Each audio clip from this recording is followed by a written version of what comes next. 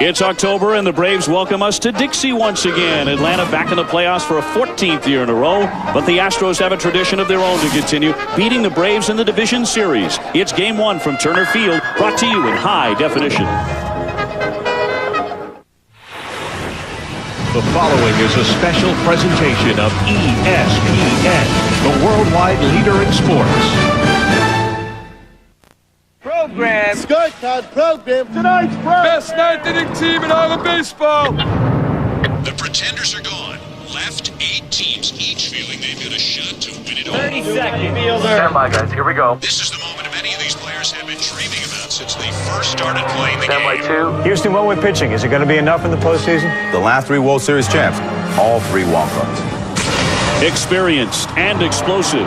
The arms are the extra advantage that might give Houston the advantage in the division series and beyond, as they enter the playoffs with the same wild card momentum that led to the last 3 world championships. The fans are on their feet, finally getting a chance to watch their team play in the playoffs. Bobby Cox and his boys are back again. Atlanta knows, especially for them, the postseason is where real history is made. Veteran leadership, young bats, and a savvy bench. That's the chemistry that led the Braves to their 14th straight division title.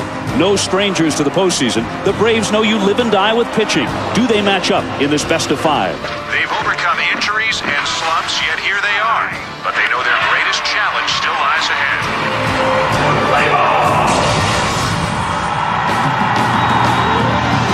ESPN's coverage of the National League Division Series is presented by Budweiser. And today, from the home of the 14-time division champion Braves, it's Game 1 of this best-of-5 division series. The 2-time wildcard champion Houston Astros won this matchup a year ago, taking it to the limit, and Atlanta and Houston are set for a rematch in 2005.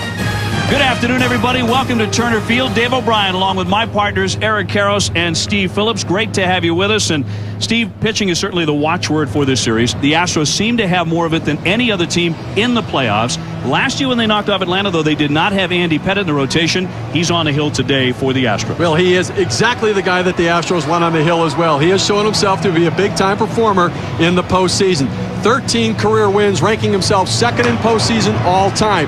Also, he's the guy with a hot hand, 11-2 with a 1.69 earned run average the second half of the season. His performance helped propel the Astros to the wild card. He needs to set the tone in game 1 of this 5-game series, get them off to a good start, and hopefully get them around to the next round. Well, Eric Karros, the Astros have Pettitte, they've got Clemens, they've got Oswalt, they've got the great Brad Lidge out of the bullpen, but they don't score a whole lot of runs for those guys. They really struggle there.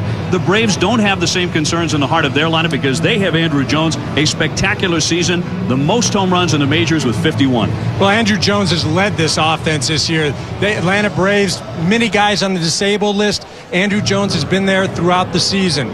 Made a lot of adjustments in spring training, widened his stance, not a lot of movement with his hands, keeping his head still. The result, 51 home runs, 128 RBIs, and also a major league leading 22 game-winning RBIs. Bobby Cox would like to see 3 more game winners this series. So for the second year in a row, Atlanta and Houston square off. The first game of the division series coming up next. Pitching is going to be a huge part of the story. And Tim Hudson is on the hill for Atlanta today, not postseason ace John Smoltz. And our 4th man on the show, Tim Kirkshin, will explain that decision when we come back to Atlanta for Game 1.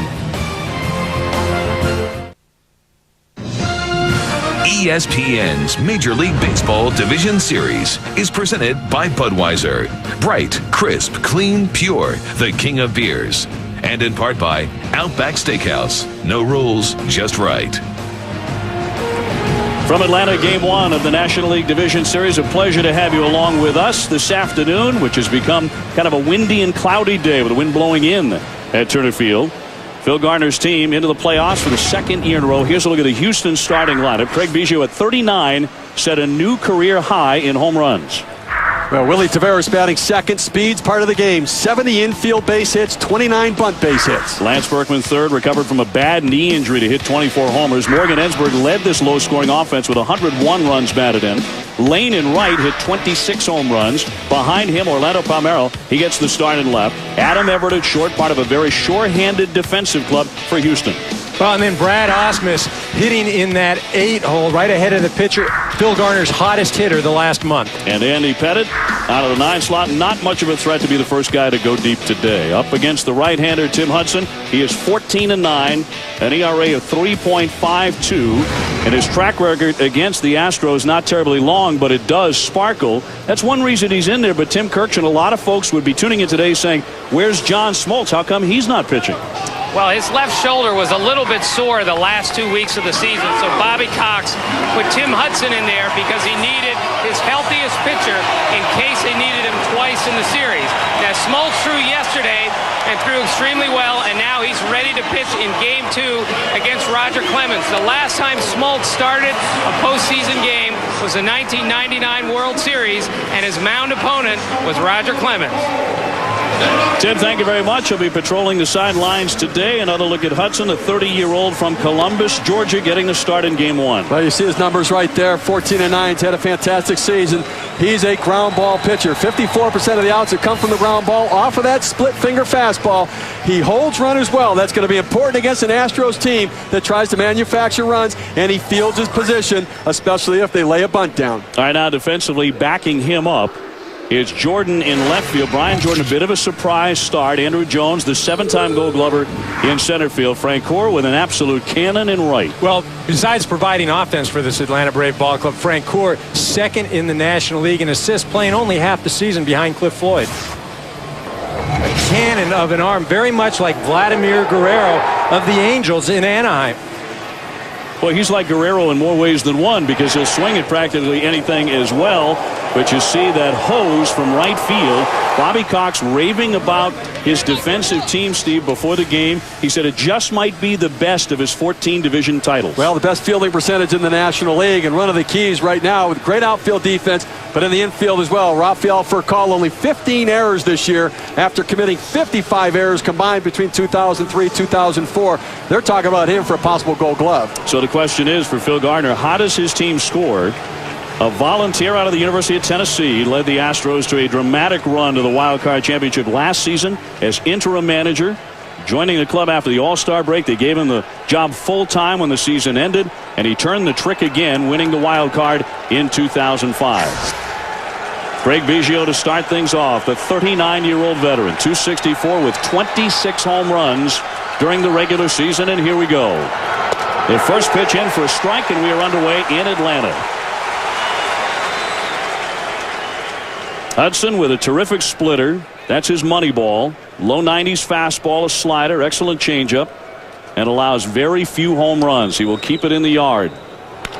Line shot up the middle and a clean base hit for Biggio. A good start for Houston.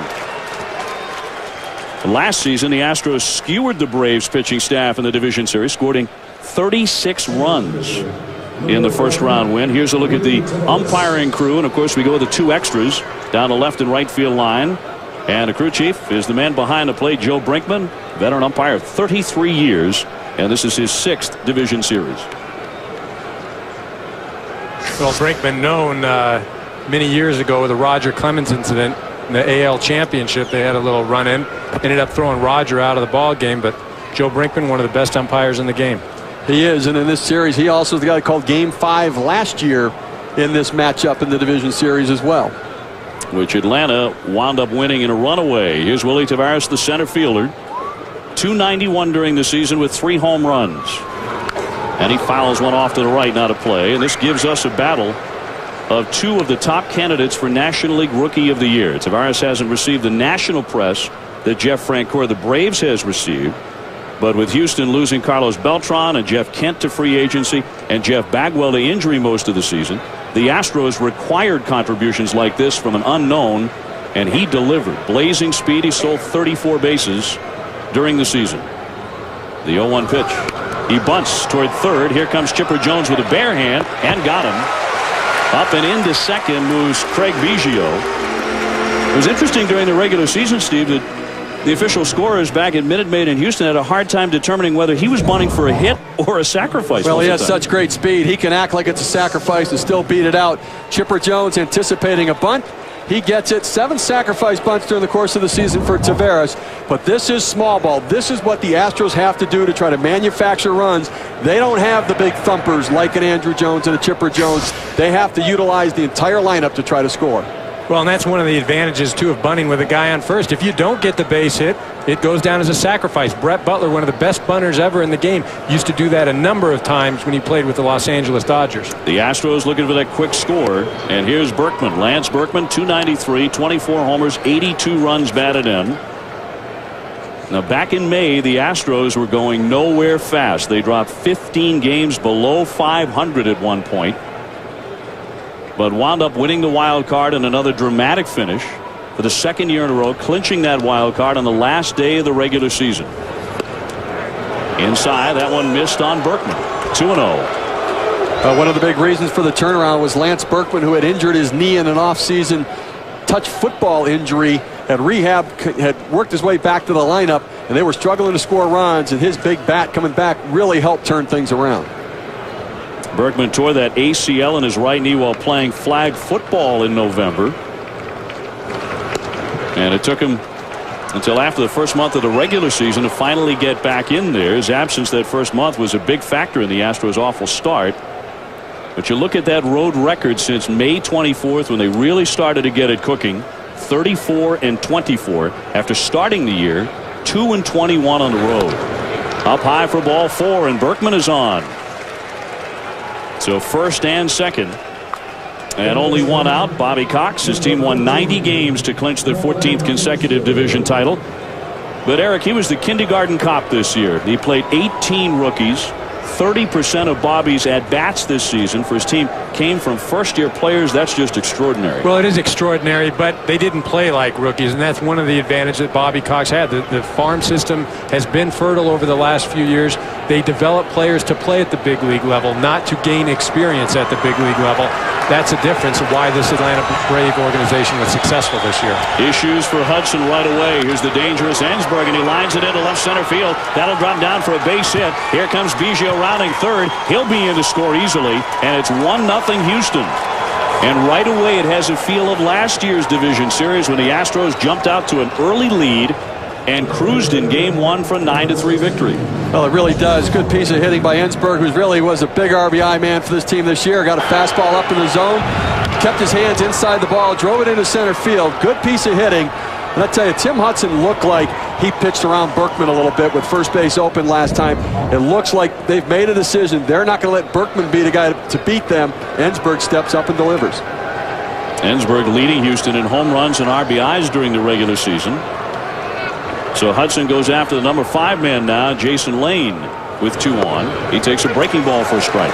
Well, and Tim Hudson, when you get Tim Hudson on the ropes, you better exploit him, because if you don't have a big inning when the opportunities present themselves, he can put up zeros after zero, and before you know it, you just realized you passed up when you could have broken the game wide open. I mean, Tim Hudson gave up more hits than innings pitched this year. Now, the Astros already with 2 hits, a walk, and a run in the first inning. High chop to third, Chipper. Over to second one. Giles turns it on to Franco for the double play. There's the ground ball Hudson was looking for throughout the first inning, and he finally got it for a 5-4-3 twin killing. But the Astros strike first in Atlanta. Back in Atlanta, plenty of empty seats here. That's become a first-round tradition for the Braves, and the Astros have a quick 1-0 lead. Now the lineup for the Braves. It'll be Rafael Furcal at short, hit .284 during the regular season. Second baseman Marcus Giles batting second. One of the more patient hitters. Look for him to drive the ball to right field behind Furcal. Chipper Jones at third and batting third. He's hit Pettit very well in his career. Andrew Jones, 51 home runs, but comes in on a 6-for-53 slump. Julio Franco, the ageless one, at first base. And Jeff Francoeur in right field, the only starter in Atlanta's lineup with a .300 average against left-handed pitching. Brian Jordan gets the rather surprising start for Bobby Cox in left field. Johnny Estrada does the catching. Hit just 4 home runs during the regular season. Lots of injury trouble. And Tim Hudson, the pitcher, swings it pretty good. All up against the left-hander, Andy Pettit. Well, Andy Pettit has been dominant since July 1st. 13-2 with a 1.69 ERA. And he held opponents to a .230 average. Fastball, slider, cutter, throws a 2-seamer. For him to be effective, he has to get that cutter over. Well, Furcal has never had a hit against him. He is 0 for 6, but Biggio had never had a hit against Hudson. and he ripped a single to start this afternoon. Full topper, but Pettit at 6'5" handles that one easily and throws him out. One quick out in the first. Well, with Andy Pettit, when you approach him, you know you're going to get the two-seam fastball that runs away from right-handed hitters. He also will come inside with the four-seam fastball. His out pitch, though, is the cutter, and that's what you have to look for. If you are swinging at the cutter and helping Andy Pettit, it's going to be a long day for you offensively. I think the other thing, he does control the running game. And the Atlanta Braves, with the speed with Furcal and some guys at the top of the lineup, Andy Pettit can shut down a running game, which could be critical today. Here's Marcus Giles, the second baseman, 291, 15 homers, also scored 104 runs during the season. And on the year, absolutely carved up the Astros. The Braves only faced them 6 times, but he hit 458 off them. Lifts a high fly ball to left field. No sun to deal with today as Berkman comes in. In fact, the lights are now on here in Atlanta for a game that started just after 4 o'clock, and a recap of the season series, which Atlanta really dominated, although a lot of the games were early when the Astros were cold. You can see the Braves winning 5 out of 6, and that included a 4-game sweep by the Braves. Well, and you've really got to discount that, because it was when the Astros were playing about as poorly as any ball club. Nobody would have imagined that they would be in the playoffs if you saw them in May. They have changed things. This is a different team. Andy Pettit, one of the hottest pitchers in the game. Chipper Jones batting right-handed to start, hitting .296, 21 homers with 72 runs batted in during the season. He put together 8 straight 100 RBI campaigns between '96 and 2003. He goes deep the other way. Lane going back, turning around, and it's gone, and this game is all tied up. Chipper Jones to right off of Andy Pettit. He came in hitting .360 lifetime off the lefty, and he ties it up in the first inning. Well, Chipper Jones looking for that two-seamer, and Andy Pettit throws a two-seamer. It's just not down in the zone. A two-seamer will run away from a right-handed hitter. If you try to pull that, you top it to the shortstop. Here, it's up in the zone. Chipper Jones does what a good hitter will do, takes it to right field, doesn't try to pull it, and he's got enough power to hit it out of any part of this ballpark. And that's with the wind really gusting in and blowing either in or over to left. So a searing line drive by Chipper Jones to tie it at 1. That brings up Andrew Jones. And Atlanta has to find a way to get Andrew going. Slumping badly coming into the playoffs, Steve. 6 for 53. Well, he is really struggling. He's a streaky hitter. He's getting around the ball. He's not keeping his hands inside. Look for them to try to bust him in. Line shot to left field, and that's foul just off the chalk line. With the extra umpire down there, Eric Cooper right on top of it. But Chipper made sure no one had to make a call as he knocked it over the fence. Well, and I think with Chipper Jones hitting a home run, that takes some of the pressure off of Andrew Jones. And the other players in that Atlanta lineup are going to have to do their part. And if they do their part, then Andrew can just settle in and not feel like he has to carry this ball club. The 1-1 pitch. Lifted in the air to short right. Racing in lane has time to get there. And makes the catch for out number 3. But Chipper Jones draws the Braves even. He takes the veteran Andy Pettit out to right field, and we're 1-1 after 1. Now, for all to talk about the MVP candidacy of Andrew Jones this season, don't forget about old reliable Chipper Jones. And Steve, before the game, Bobby Cox in his office said, that's the guy we need to have swing the bat right now. Well, that's right. I mean, where Andrew Jones stepped up this year, he did it when Chipper wasn't healthy. And I think that Chipper really is the leader of this team. Last year, when they were struggling, they moved him from left field into third base, and that's when everybody picked up. He's been at third base when he's been healthy this year. He's the guy everybody looks to. It's not a surprise that when they fall behind, he's the guy that responded in the first inning. That was a big run for the Braves. Now, they responded in the second half. Here's Orlando Palmeiro leading off the second inning against Tim Hudson. Of course, until last season, Atlanta had dominated Houston in postseason play. The Braves swept them in the '97 Division Series, took them in 4 in the '99 Division Series, and swept them again in 2001. But last October was different. With Garner at the helm, even without an ailing Andy Pettit, Houston won the first round series 3-2. It began with Carlos Beltran and company blistering Atlanta in game 1. And the Astros would eventually win the series in 5 games. It took game 5 here in what was previously a death zone in Atlanta, whipping the Braves 12-3 to advance to what was a terrific league championship against St. Louis. Well, 2-1 aside, 3-1 now on Palmeiro. You know, you're talking about the difference between those Astro ball clubs that faltered against the Braves up until last year, and I think the big difference, the pitching. I mean, they couldn't run out at Clemens and an Oswalt, you know, back in the late 90s. I mean, they didn't have that type of pitching, and that was the difference last year, and that could be the difference this year.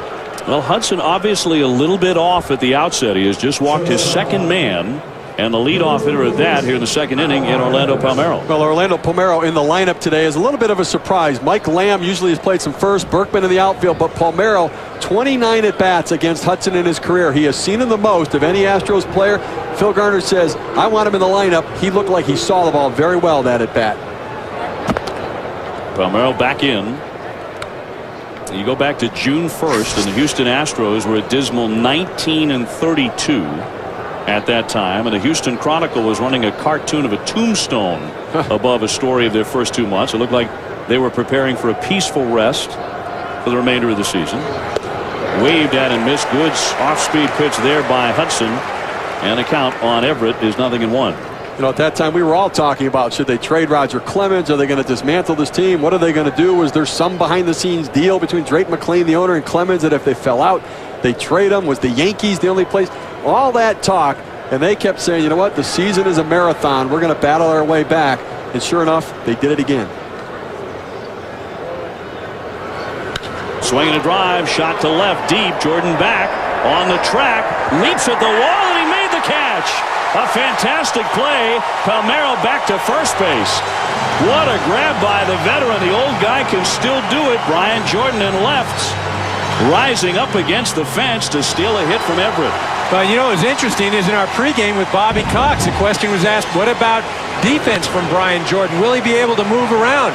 Bobby Cox said absolutely, he'll be fine. Made a great play right there, and this is a guy that, I mean, he is just broke down, but finds a way to get out there and perform in clutch situations. Well, the former football player looked like a defensive back, tracking the ball going back, made a great catch in the end zone to pull it away. He's been bothered by inflammation in his left knee all season long, missing big chunks of the season.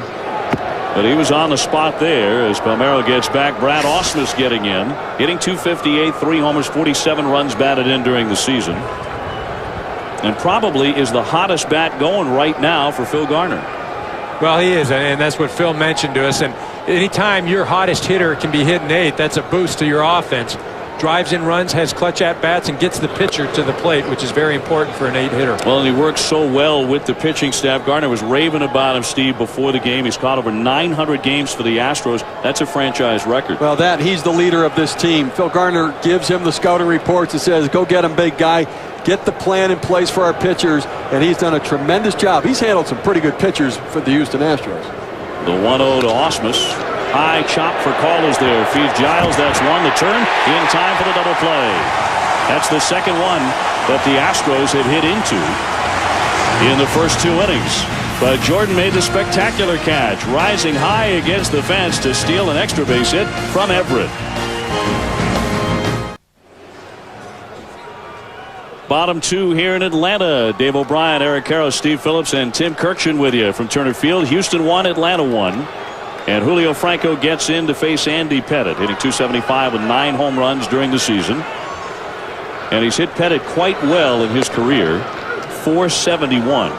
It's impossible to broadcast a Braves playoff game and not mention Julio Franco is 47 years old and still playing Major League Baseball at a high level. It's unbelievable. I mean, really, the credit goes to Bobby Cox. He's got the oldest player and a lot of the youngest players in baseball. 18 rookies on this team for Bobby Cox managing, and then the oldest player in Major League Baseball in Julio Franco. But the novelty of him being the oldest, I mean, the guy can still play. He can flat out play. And I don't know, when you were a GM, Steve, I mean, how important was age when you factored into, am I going to sign this guy or not sign this guy? Now, for pitchers, you're worried a little bit about it, but Julio Franco's in the best condition of anybody on the field today.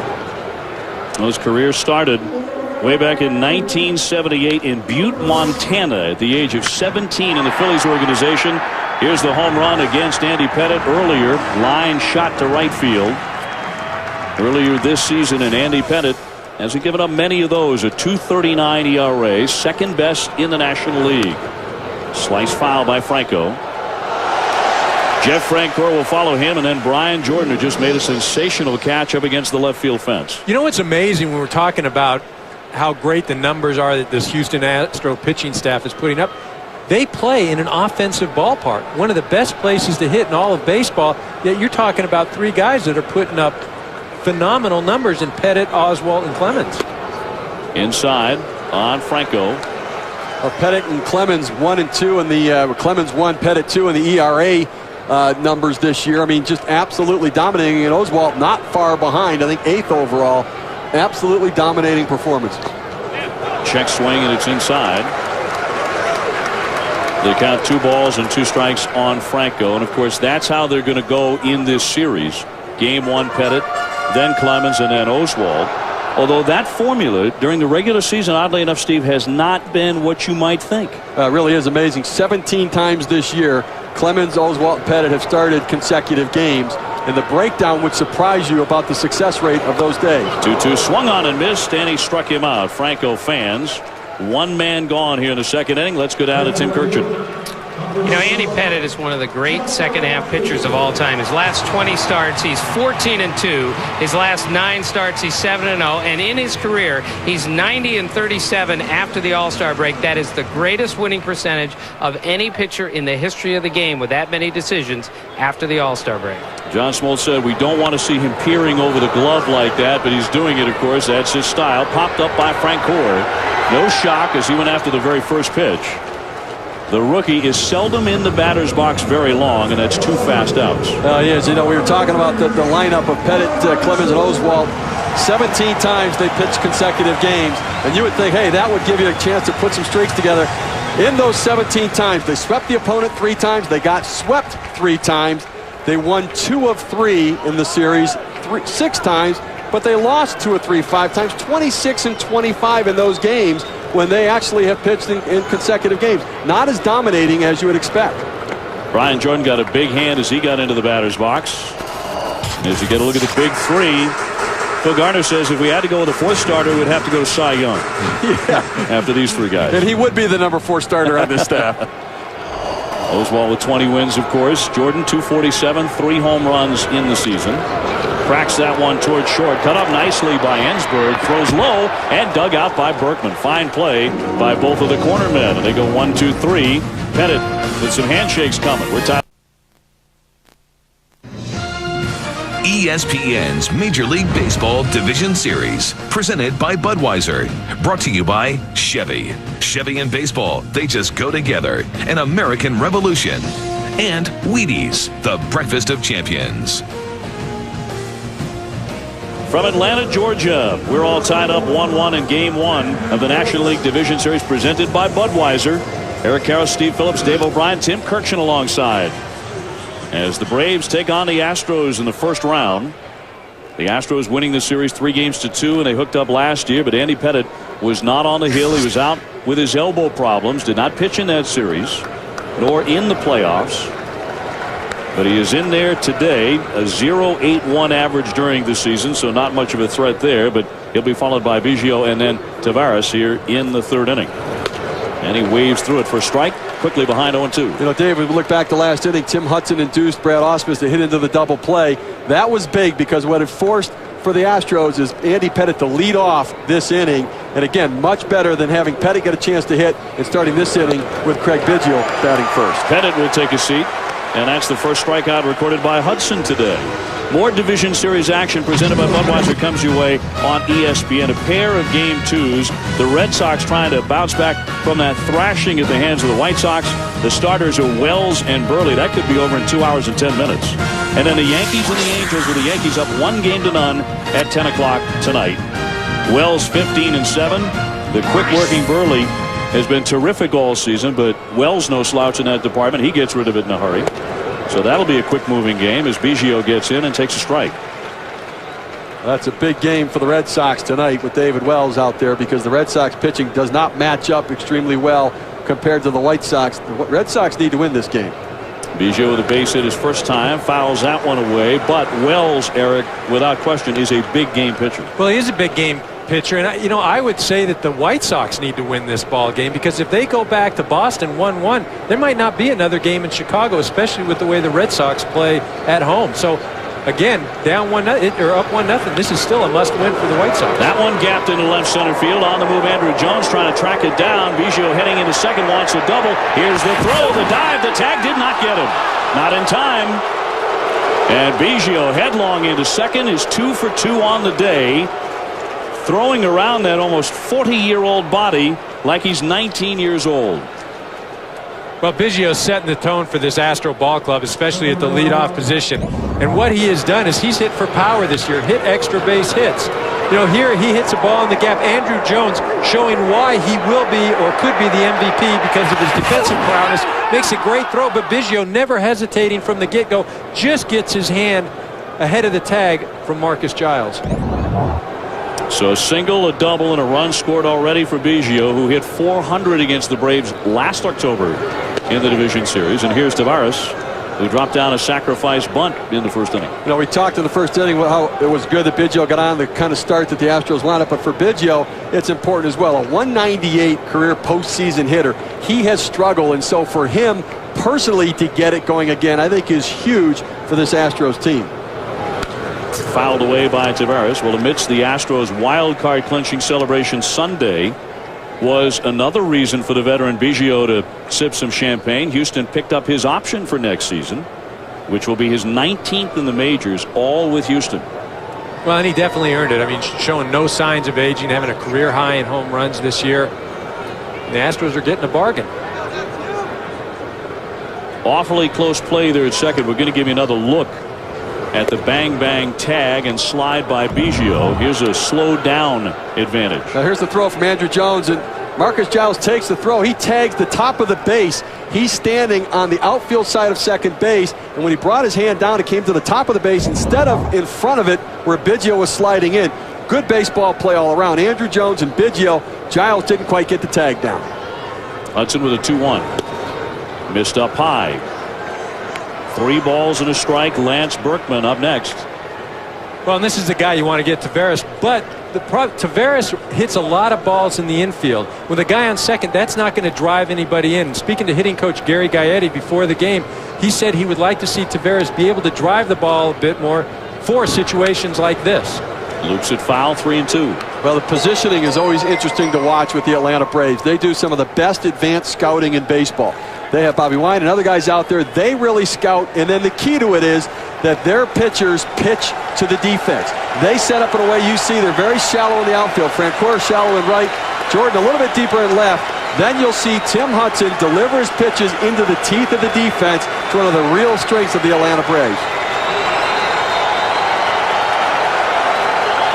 The payoff pitch to the rookie. He walked him. That's the third base on balls already issued by Hudson. And Eric, what's going on with him? Well, that's the way you have to approach Tim Hudson as an offensive ball club. You have to be patient. Why he is so effective is he gets guys to swing at balls out of the zone. That's always been the way he's had success. If you go up there, you make him throw strikes, make him throw the ball over the plate, you're going to have some sort of success. And this is what's happened so far. If Houston's been patient, they're drawing some walks, they're getting some base runners. They're going to force Tim Hudson to throw strikes. Well, the key for a split finger pitcher, they have to throw their fastball for a strike, and then they throw their split off of the fastball, trying to get it out of the zone to where the hitter either swings over it for a swing and a miss or tops it for a double play. Berkman, 18 ground ball double plays this year. He is prone to ground it into 2. He walked his first time up, runners at first and second. And again, Hudson misses. And missing up in the zone a little bit. That's not his game. Sinker ball, ground ball pitcher. He's got to find a way to get that pitch down in the zone.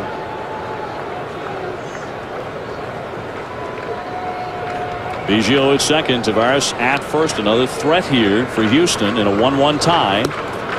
And again, that misses the mark. 2-0.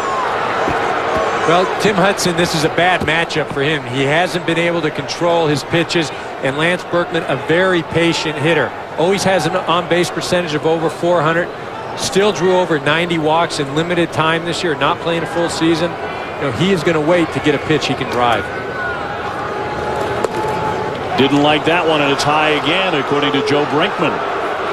And Hudson just kind of glared over in his own dugout after that one, which was awfully close, was not called a strike. I have to say I thought it was up in the zone. I mean, Joe Brinkman tends to call a pretty decent strike zone. And, over the years, he's been fairly consistent behind the plate. The 3-0 pitch taking all the way, and that's ball 4. And the bases are all filled up. Back-to-back walks here. And Leo Mazzoni is coming out of the dugout. The Braves pitching staff has had a lot of injuries this year, a lot of rehab stints, and Leo says he's gone to the stronger stuff to calm his stomach. To Nexium, he said. Said Pepto and Maalox don't work anymore. Well, this staff, they've used more pitchers this year than any other year under Leo Mazzoni's tenure since 1991. So he has been able to develop guys. Guys have come in. They've listened to him. They've gone with the suggestions. It's interesting to see how guys are successful when they pitch here. They may go elsewhere, and they don't have the same type of success. And everybody talks about the talent the Braves have had and the arms. But a lot of that has to do with Leo Mazzoni and his ability to teach. Well, the numbers are solid this season, but the Braves won the ERA title 10 times between 1992 and 2004. They're 6th in ERA this year.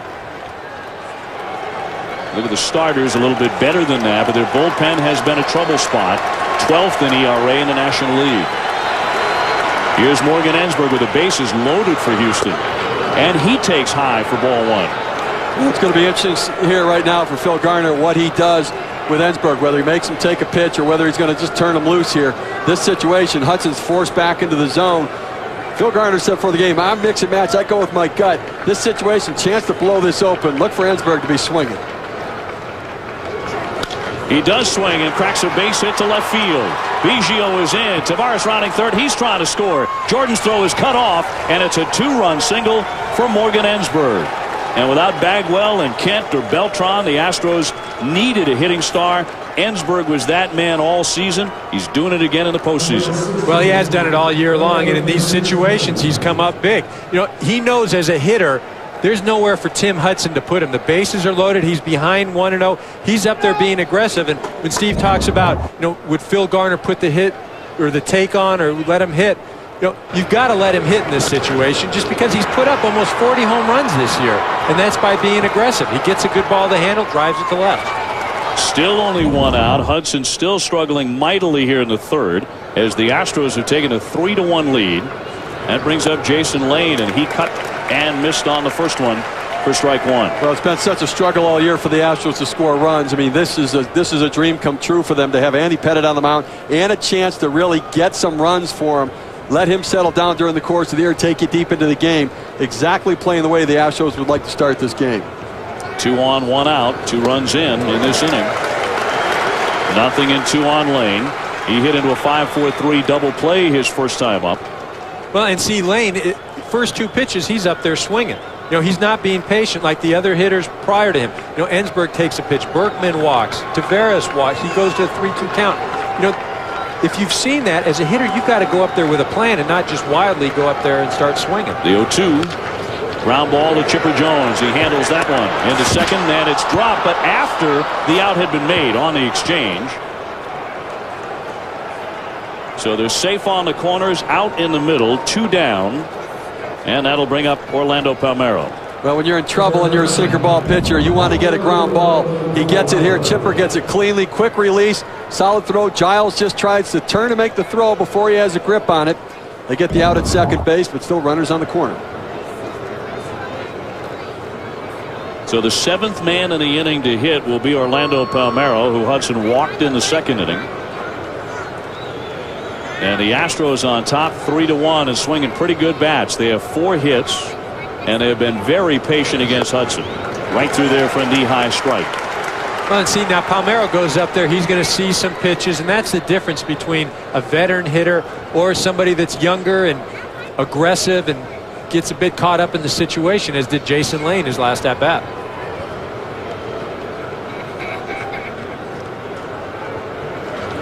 The 0-1 dropped inside, a ball, a strike on Palmeiro. Offensively, the Astros have been quite offensive. 11th in the National League in runs, hitting only .256. They don't hit a lot of home runs, 9th in the league in that category. Well, it's been a struggle all year. Therefore, they have to manufacture runs. Tim Hudson's doing them a favor, though, by issuing base on balls. You have to force this team to beat you.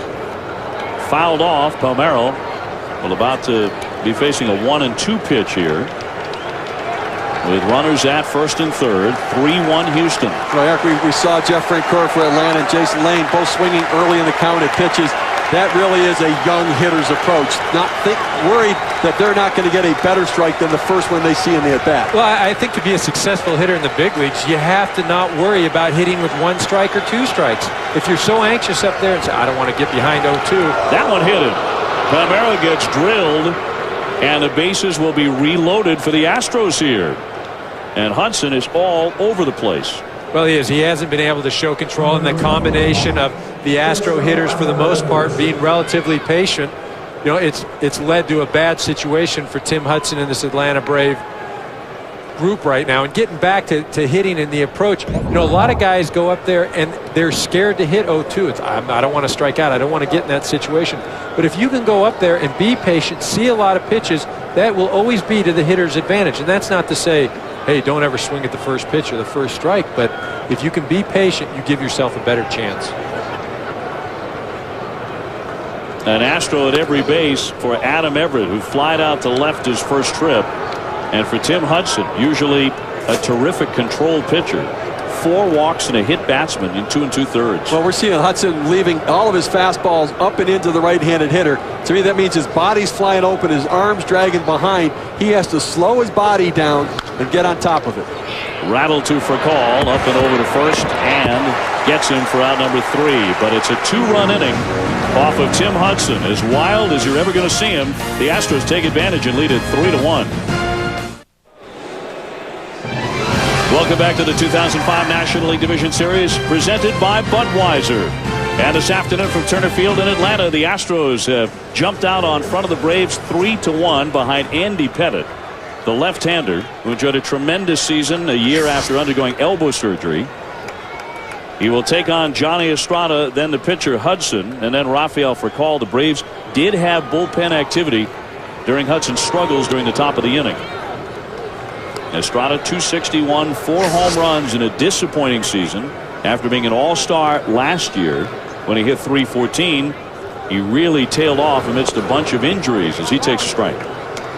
And he's only hitting .210 as a right-handed hitter as well. And you know, one of the injuries he had, his neck was sore after a collision at the home plate earlier this year in a game with the Angels where Darren Erstad kind of took him out, and he hasn't quite been the same this year since then.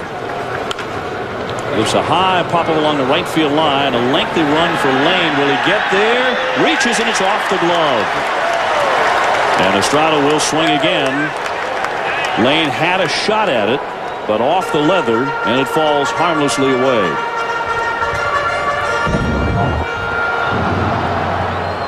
Well, this is in the Bermuda Triangle. I mean, it's right in the corner. It's a tough play for the right fielder, the second baseman, the first baseman.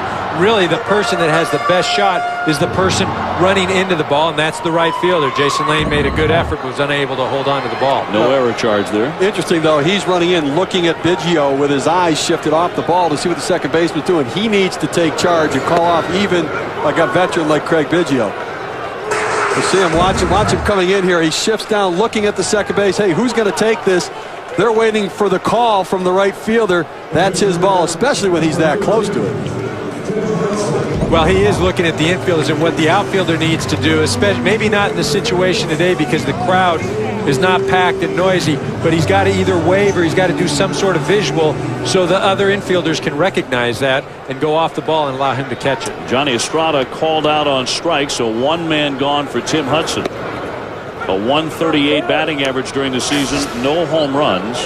The right-hander is a Georgia product out of Columbus, Georgia. Growing up in a blue-collar family along the Georgia-Alabama state line, he then became an All-American at Auburn, where he was not only an outstanding pitcher, he was an outstanding hitter.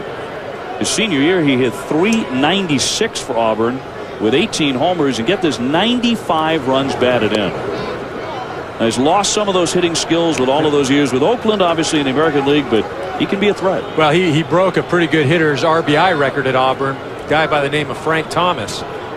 And playing along with Tim Hudson last year, he would let me know about it. Swinging a high fly to left. Palmeiro back has room to make the catch into the corner, but it sailed all the way to the warning track with a little wind help there. 2 down, and for more on Tim Hudson, we go to our man Tim Kirkchin. You know, Dave, when he didn't pitch at Auburn, Tim Hudson played center field, and he told me that if he played center field the day after he pitched, and he had to cut loose on a ball and throw a guy out the plate, he threw it as hard as he could to home plate the day after he pitched. I think that tells you a little bit about Tim Hudson, the competitor. And we'll see how he competes the rest of the day, Tim, because he's had a rough afternoon on the hill already with 4 walks and a hit batsman and down 3-1. In the meantime, Pettit has retired 6 in a row since allowing the first inning home run to Chipper Jones. His day started by getting Rafael Furcal on a comebacker. And he's been very sharp, as he has been all season. 17-9 coming in. Flirting with the bunt. Furcal pulled it away, and the count 2-0. Well, Morgan Ensberg, the third baseman, playing in very, very shallow in this situation. Typically, with 2 outs, you want a hitter to try to hit a double. But a guy like Furcal can get a bunt base hit and steal a base. You have to try to take the bunt away. 0 for 7 against Pettit in his career. 2-1. Well, and also Furcal just getting down to first base with Marcus Giles coming up next, who wears Houston Astro pitching out. But Marcus has the chance to hit one out of the ballpark. Furcal's only job, get down to first base. There's a bunt attempt, but popped up back toward the screen and off into the seats. So no play for Ausmus. Furcal, of course, is going to be one of the big-time free agent names this winter, who could well be elsewhere next spring. Red Sox star Johnny Damon, Roger Clemens, Sammy Sosa was a big disappointment in Baltimore. Phillies closer Billy Wagner, Yankee star Hideki Matsui, they could all be available. Mike Piazza, too, along with Paul Konerko. They all be wearing other uniforms in 2006. Here's the 2-2, and it's on the corner for strike 3. Pettit right along the edge of the plate, picks up 2 strikeouts in the inning, and has 3, along with a 3-1 lead after 3. Top of the 4th inning in Atlanta. The Astros in front of the Braves 3-1 here in Game 1 of the National League Division Series, as Brad Ausmus gets in against Tim Hudson. A very out-of-character performance so far by Hudson has been quite wild. It's a big reason he's down 3-1. As mentioned, his track record against Houston coming into today wasn't very long. He had only made 2 appearances, 2 starts against them. But he had allowed just 1 run in 16 innings, and that included a 9-inning gem at Houston on April 18th when he shut him out on 4 hits. Well, he just really hasn't had any command of any of his pitches, but as much trouble as he's had today, I mean, it could be a lot worse. He's induced 2 double plays, could have possibly had a third. It's a 3-1 game. It's a 2-0 game. You know, it's only 2 runs, and you know that's got to be the positive way you look at it if you're the Atlanta Braves. Well, the Astros looking at it their way, of course. They loaded up the bases twice in the 3rd inning, left them loaded when Aaron Everett hit into that ground ball to short, and that was the end of the inning. So they really could have blown the doors open on the ball game then. Andy Pettit to follow. He certainly looks like a man in command on the hill, and then Craig Biggio as it is inside at the elbow of Ausmus. Well, and that's what we talked about at the beginning of the game. When you have opportunities to get Tim Hudson, you better get him, because at any time he can turn it around and become the dominant pitcher that he normally is. The 2-2 to Ausmus.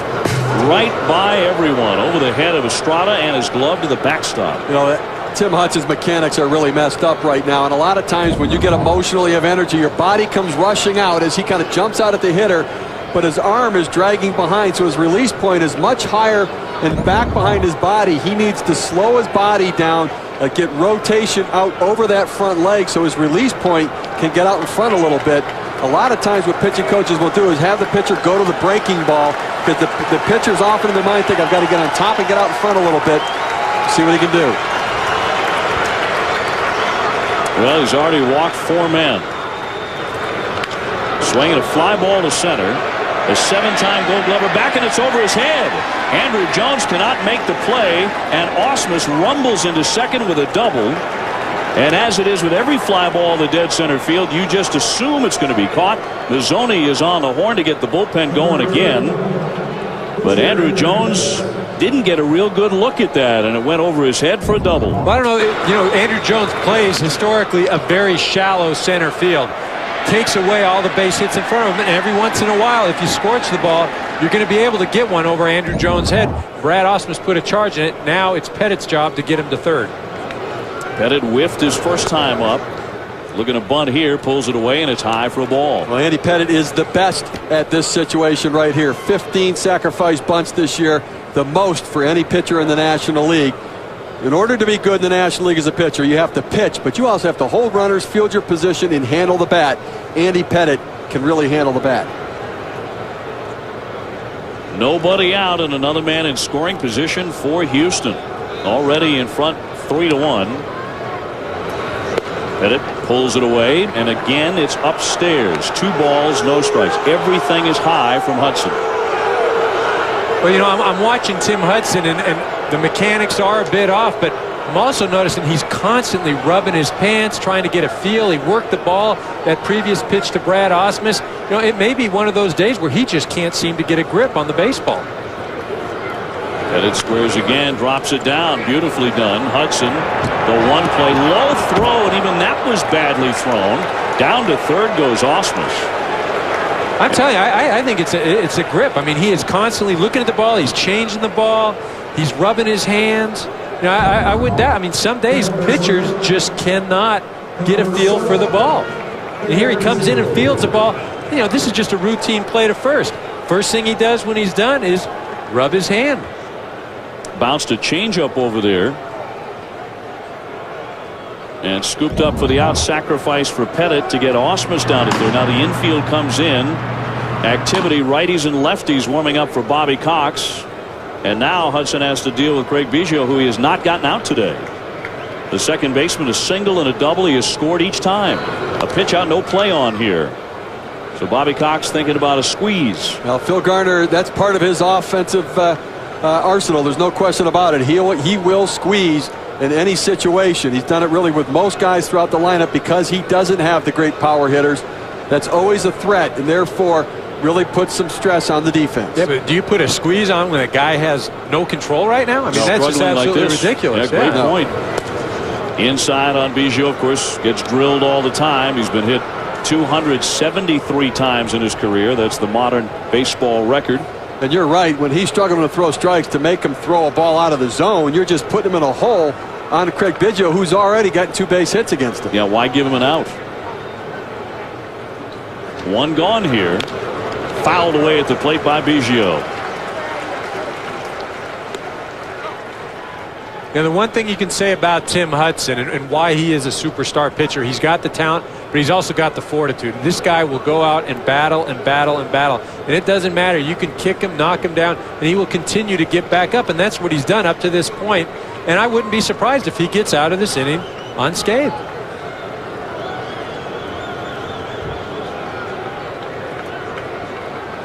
He comes set, and the 2-1 to Biggio will not be made.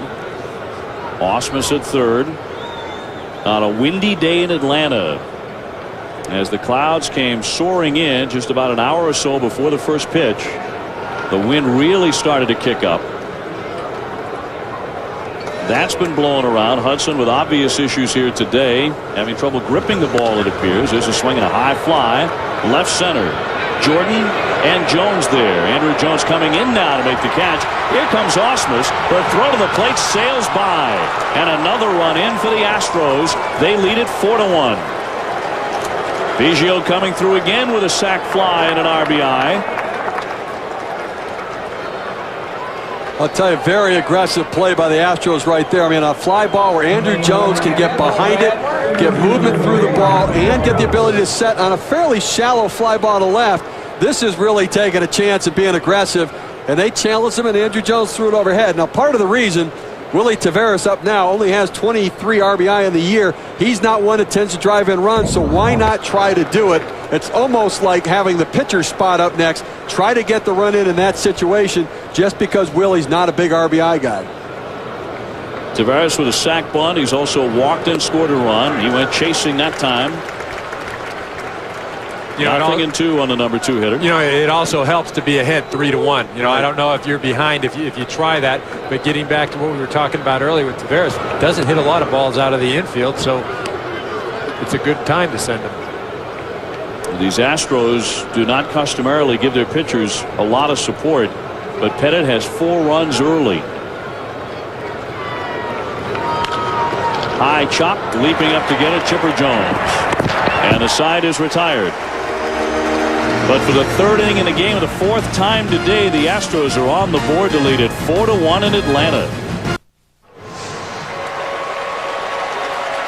Bottom 4, a very rough day for Tim Hudson, the Atlanta starter. He has been all over the place, over the heads of hitters to the backstop.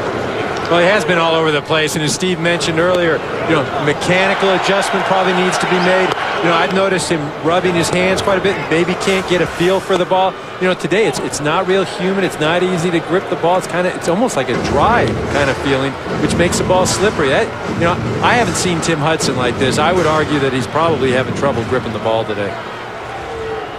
And to their credit, the Astros have made him throw a lot of pitches. They've made him be ineffective in spots by taking close pitches that went against Hudson. At times he's been frustrated with that strike zone of Joe Brinkman, but most of the damage is his own. Well, when your pitcher's having trouble throwing strikes, oftentimes it puts you on your heels a little bit, and that's what this feels like. It feels like the Astros are charging straight ahead, and like the Braves are kind of on their heels waiting for something to happen. They need to get aggressive right now. This is an important offensive inning for the Braves. Get somebody on, get some movement, get some momentum, start to turn this thing around. 2-1 on Marcus Giles. He's 0 for 1 today, and of course his older brother Brian, who led the majors in walks this season, tries to get his San Diego Padres into the win column in the playoffs. That one fly to the left center will drop down for a hit. Giles wants 2. Here's the throw to second. He dives, collision, and he's safe. A double for Giles, and that's the aggressive jump start you were talking about, Steve. Giles with a 2-base hit to begin the 4th for Tim Hudson in Atlanta. That really is, and what a collision at second base with Biggio and Giles. And, you know, reverse from the last inning when Biggio hit the double and went into second base. And I'll tell you, Giles hits it in the gap. Ball well played, almost overruns a little bit. Takes a little longer to throw up by Palmeiro, but Giles all the way thought 2 out of the box. And you know what? You're down a few runs, but you need some energy right now. He gets in, hands beat the tag down. This is what, now you got the crowd into it a little bit. You got the dugout guys on the top step starting to get things going. This is what they need. This is the spark they needed. Well, it's a great play if you're safe at second base, which Marcus Giles was. If he's out right there, this whole place is deflated, and the last thing you want to do is just give away outs. Knocked out of the comebacker. Pettit glanced at second, fires on to first to get Chipper Jones as Giles holds.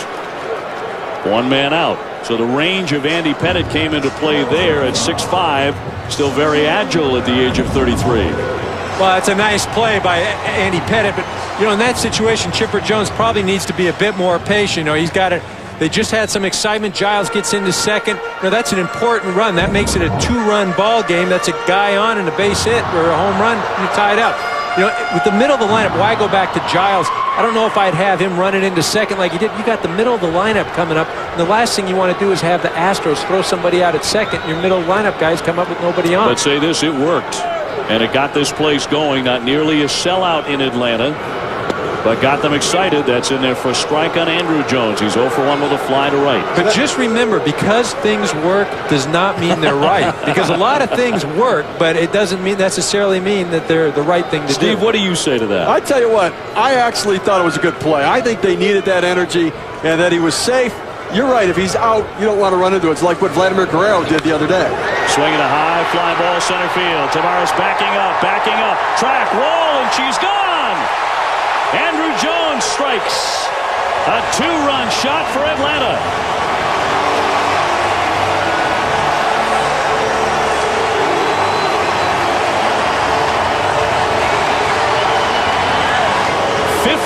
During the season, the most in the majors. He came in a bad slump. Apparently, Andrew Jones is out of it. Well, it's just what Andrew Jones needed. He made mention last week that he felt tired. He didn't feel healthy, and this last month has been a tough one for him. It's affected his game. But you don't want to hear that from your star player. He said, hopefully when the playoffs start, I can get charged again. And that's a charge. It gets his whole crowd back into the game. You know, going back to the whole Giles thing, Giles scores from first base in that situation as well as second. Fouled along the third baseline by Franco as the chop is humming here in Atlanta. Well, that home run hit by Andrew Jones, it was a pitch on the inner part of the plate. Just threw him a cutter on the inside part. What Bobby Cox has had, the problem that Andrew Jones has had is that he's been getting around the pitches on the outside part of the zone and trying to hook them. He threw him a pitch inside. He kept his hands in, cleared the hands, and drove that ball to left field. Good at bat. Well, and you know when you're keeping your hands inside, if the pitch is inside and you're driving it out to left center. If you're coming around the ball, you're going to hit that ball foul or hit it into the left field seats. Eric, what do you say now about the hustle double by Giles? Well, that's why I said he scores easy from first base. That's why I said that's why I say the risk. Yeah. The risk. He would have scored on the home run from first as well as second. And if he's out, that's only a one-run shot, and it's 4-2. See, Andrew's tired, and what Giles thought is, I need to get the crowd into this a little bit, just to light a fire under Andrew Jones. So it was part of the plan so that Andrew would step up and hit one out. See, he just said, I did it for you. I'm not so sure, knowing Marcus Giles, that there's a lot of planning going on. It's a lot of reaction and a lot of playing. Well, it worked. Franco takes a strike. He whiffed in the second inning. By the way, Andy Pettitte had not allowed more than one home run in a game in his last 35 starts. The Jones boys have got him twice today. Chipper in the first and Andrew here in the fourth with a two-run shot to make it 4-3. So the Astro lead down to 1. As Franco takes inside, and it's 2-2. See, what we're seeing, though, is really somewhat the difference between the Astros and the Braves. The Astros have to bunch hits together to get their runs. And then in one half inning, all of a sudden, the Braves hit a couple home runs, crowd's into it, they're back in the game. That sort of firepower means you're always in the game. And for the Astros, they're always looking over their shoulder. Franco fouls that one away. The rookie Jeff Francoeur follows him. 4-3 Houston. Braves averaged about 31,500 during the regular season. In a season that saw Major League Baseball set a new attendance record in 2005 with over 75 million people coming through the turnstiles. Fouled off again by Franco. Well, winning's gotten a little bit boring here in Atlanta because playoff game and not all the seats filled up today. And you know, I think that it's been an issue here over the last few years, and I think that fans have gotten a little bit complacent that they expect to get to this round. They want to see what happens and if the Atlanta Braves can take them deeper into the playoffs. Capacity about 50,000 as Franco lets it go down low, 3-2. But the fans that are here today certainly ready to roar, and they did when Chipper hit his out in the first inning. And louder still when Andrew tagged Pettitte for a two-run homer here in the fourth. Well, what will be interesting is to watch how long Bobby Cox will go with Tim Hudson. I mean, he's been in trouble. Again, he's pitched well enough where it's only a one-run ball game right now, but I don't think he's going to have that leash as he's had the first few innings. Franco takes ball 4. The first walk issued by Andy Pettitte today. Let's go down to Tim Kirchin. You know, Dave, the Jones boys hit homers in the same game here. They have 50 times in their careers have they homered in the same game. That is the largest total of any active teammates. Second most belonged to Biggio and Bagwell. And the Jones boys couldn't have picked a better time to hit homers in the same game. Well, Andrew did it last year against the Astros, of course, in a losing cause in the division series, which Houston won 3-2. But he was 10 out of 19 with 2 homers. He hit .526 against them. Chipper did not have much success against the Astros last year in October. He hit just 200, but off to a good start today. Well, it really is, and this is what this offense needed, those two guys to produce. You know, especially seeing Chipper hit that ball in the first inning, because, again, that allows Andrew Jones to kind of settle in, just relax, and when he's relaxed, you see what he can do. You know, this will be interesting, this at-bat, though. Jeff Francoeur, Pettitte's been all over the place. Will he continue to be aggressive and swing at that first pitch? Franco leaning back in safely. I'll tell you, Julio Franco wasn't going anywhere there, but Andy Pettitte's move to first base is so deceptive. He almost picked him off and caught him leaning. I don't think he's running. I just think Pettitte can catch you. Even if you're just standing there, he's got a chance to pick you off. Francoeur 0 for 1. Bunts toward third. Into the grass. Ensberg lets it roll. Will it roll foul? It will not. It's a base hit.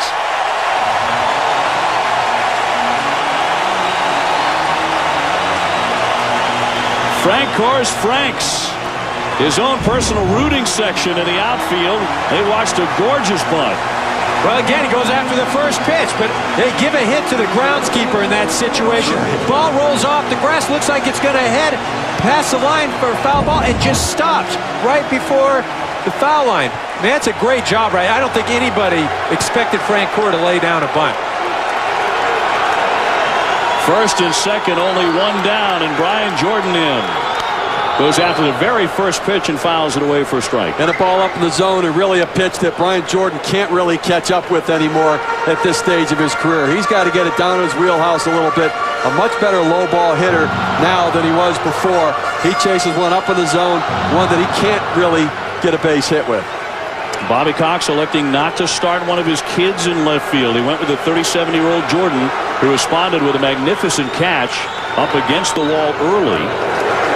Only had 231 at-bats during the season because of an ailing left knee. But he is a veteran of 4 division series. EK, that makes a big difference. Well, it does make a difference, and physically Brian Jordan doesn't have the ability that he did in the past, but he still mentally is as tough as anybody, and sometimes if you think you can do it, you will go out and do it.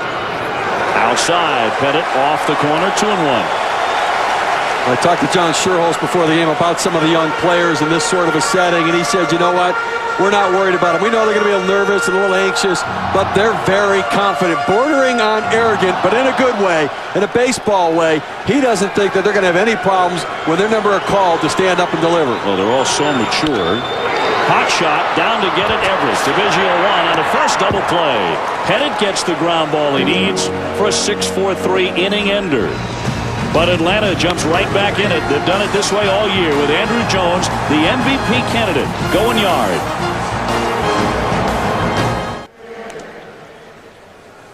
On to the 5th inning, and it's gotten tight. The Astros lead has been cut to 4-3. Tim Hudson has had his issues on the mound today. The Braves seldom have an issue when it's John Smoltz on the hill, and the ace is joining us now. And Smoltzy, first of all, it was thought to be a given you'd pitch Game 1, the winningest pitcher in postseason history. That's not the case. We'll get to that in a moment. But what are you seeing with Hudson today with his wildness issues? Well, he's a little bit out of sync. I mean, the emotion of getting in this game and trying to get everything the way you want to get it. You know, you always hope it's going to be there, but he's trying to find his sinker back in the zone. He's a pitcher that realizes he can't live up in the zone, and I think it's just trying a little bit too hard to get the ball in an area. And now maybe the score being 4-3 again, he'll relax and get the ball back in the area because he knows what he's got to do. And it's frustrating for a pitcher when he can't just do it right away. Johnny, Eric Karras, how do you control your emotions? For instance, tomorrow night's game, going against Roger Clemens, you with your storied pass. I mean, what do you do to contain yourself? Well, I personally love it, so it's easier for me. You know, the anxious moments of waiting, might be a little bit difficult, but I enjoy that atmosphere and that platform. And I really the game actually goes slower for me in those games. I know it sounds crazy, but I've pitched in so many, and it's where I want to be. And if you enjoy being out there in that moment, I think it's easier. You know, John, it's been a little different year with you. A lot of young players. How has this been different than some of the other years and the success you guys have had here?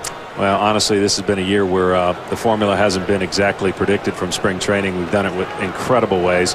I know we're in the midst of trying to go as far as we can, but these kids that have come up, I don't think people realize what a job they've done and the holes they've filled. It truly is an incredible year, and you know, I don't think you can lop this in with the 14 as far as the formula of how we got there. This certainly is different. John, we're certainly looking forward to a great pitcher's duel, yourself and the Rocket tomorrow. Thanks so much for joining us. I can't wait. Thanks, guys. Thanks, John. I believe him when he says that. The same as Roger Clemens. Exactly. I can't wait. Lance Berkman has walked twice in this one. There's a look at that matchup. Postseason numbers there. The Rocket and John Smoltz. John Smoltz, of course, the winningest pitcher in postseason history, 6-0 in the division series in his career, but his sore shoulder somewhat of a concern for Bobby Cox. And if he came up hurt in Game 1, the Braves would have to pitch a John Thompson or a Horacio Ramirez in a possible elimination game in Game 4. And Eric, they didn't want to go there with that. No, this is the right move, starting Tim Hudson, because he can come back in a Game 5, and what it does is it allows your bullpen to not be vulnerable, because if Smoltzy does pitch today and something happens, then they really are left thin, having to use Thompson or Ramirez today. Well, I tell you right now, we have Tim Hudson, and again, you know, I think it was the right decision as well. But Hudson right now at least he's missing down in the zone. So he seems like he's slowing himself down a little bit. He's got his arm in a better slot. See if he can get his release point. High fly, well struck to left. There's Jordan backing up to the track and has it for the out. As Berkman makes his first out of the day after 2 free passes. You say he may be missing down. Mazzoni and Cox don't think he's missing at all. And they were quite hot on a couple of the pitches, and the crowd reacted as well, that were not called strikes. Well, he's not going to get the calls today, especially when he hasn't shown that he's got good command. Anytime as a pitcher you don't show good control, good command, you're not going to get that borderline pitch. And Joe Brinkman, a couple times on the last hitter, Berkman, he wanted to give him a strike, but he didn't. And he doesn't do it because Tim Hudson is going to have to establish that he has command. Well, Ensberg has tattooed him twice for a pair of singles, driving in 3 runs already. 2-run single in the 3rd inning. Great to have you with us here in National League Division Series game number 1 from Atlanta. Dave O'Brien, Steve Phillips, and Eric Karros, otherwise known as the Blue Man Group. We all got the memo on the blue shirts today. And we're looking for Tim Hudson to settle down a little bit here into the pitcher's duel we expected with Andy Pettitte, although Pettitte was roughed up for 2 runs in the 4th. Dave, we saw Bobby Cox and Leo Mazzoni kind of barking at the umpire, Joe Brinkman, but that is as much about the umpire as it is about them raising the intensity level of their dugout and the guys on the field. Bobby Cox, it's one of his things he does over the course of the season. He'll bark and try to get his team into the game, this pitch, this inning, this game. Well, Smoltz predicted that getting a couple of runs would really get Hudson going. Maybe it has. Well, it has, and Tim Hudson is a competitor. And any time that you're a competitor, sometimes that adrenaline may be flowing too much. And as I've said numerous times, if you don't get Tim Hudson and knock him out, you don't want him sticking around in the game because he is going to be effective. And getting back to Bobby Cox and Leo Mazzoni and getting on the umpires, what they do better than anybody is support their players. And you talk to guys, whether it's Gary Sheffield or guys that have Brian Jordan, these guys swear by Bobby Cox, and it doesn't matter if the game's in the 9th inning and it's a blowout. If they feel that a pitch isn't called right, they are going to be backing you. And when you have that kind of support from your manager, you will run through a wall for that type of guy. Jason Lane batting with the bases empty, 2 down. Jim Hickey, the pitching coach of the Astros, who always has the catbird seat in a Houston series with his great pitching staff, will be joining us shortly. Waved at and missed by Lane, and it appears that Hudson is starting to lock back in again. Well, he really is, and this is going to be the Astros' nightmare. They've had chances to blow him out, and they haven't been able to do it. Hudson has seemed to regroup a little bit, and right after they score, comes out and has a 1-2-3 inning. And he strikes out Ensberg and Lane back-to-back to get them 1-2-3 here in the 5th. Astros 4, Braves 3 in the middle of the 5th in Atlanta.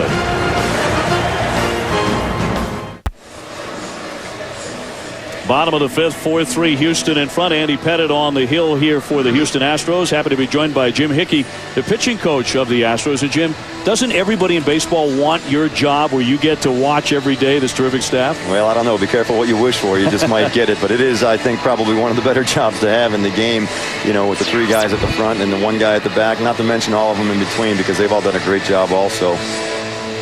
Jim, Eric Karros here. Andy Pettitte so far has thrown a good ball game, 1 or 2 bad pitches. I mean, evaluate his performance up to this point. Well, it's hard to say he's done an outstanding job with the 3 runs on the board, but I think he's made almost every pitch that he's want to make. So I'd say he's done a real good job.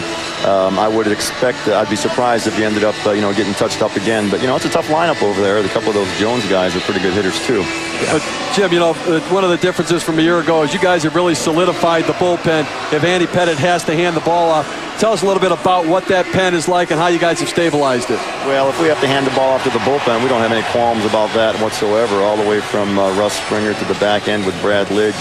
Wheeler's been outstanding in the 7th and the 8th innings, and Chad Qualls also in the 7th inning and sometimes into the 6th. We've got Gallo down there as a left-hander, and also Wandy Rodriguez adds a little left-handed help down there, too. So we have a lot of confidence. Jim, thanks so much for joining us. A pleasure. All right, always a pleasure. Jim Hickey, pitching coach of the Houston Astros. The number 2 ranked pitching staff in terms of ERA behind St. Louis in the National League. Johnny Estrada leading off the 5th against Pettitte. Then Tim Hudson and then Rafael Furcal in a game that has tightened up here. This is game 1 of 3 playoff games on ESPN today and tonight. A late swing and a miss by Estrada. He whiffed in the 3rd inning. And of course, we have the Red Sox and the White Sox just after 7 o'clock on ESPN. That's Wells and Burley. Then the Yankees and the Angels at 10:09 on ESPN from the West Coast. And much more to come tomorrow as well, and the best time of the year. And there's nothing like a game 1. And Andy Pettitte has been down this road before. He is 13-8 all time in his postseason career. Off the outside corner. This is the first time, however, he has ever started a game 1.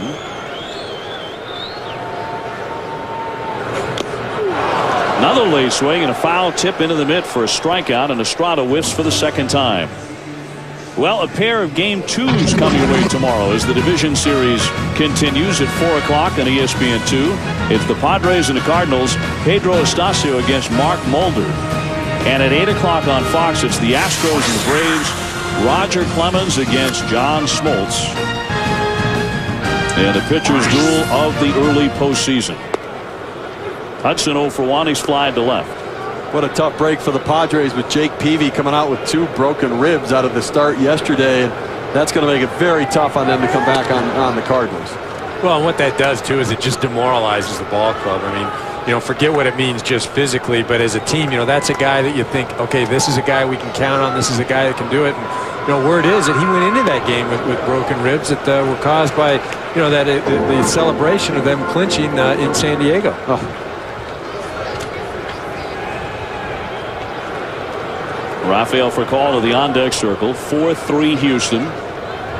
The Astros have out-hit the Braves 5-4. The defense has been superb, as we guessed it would be. Atlanta, the #1 ranked defensive team in the National League. The Astros are #2 right behind them.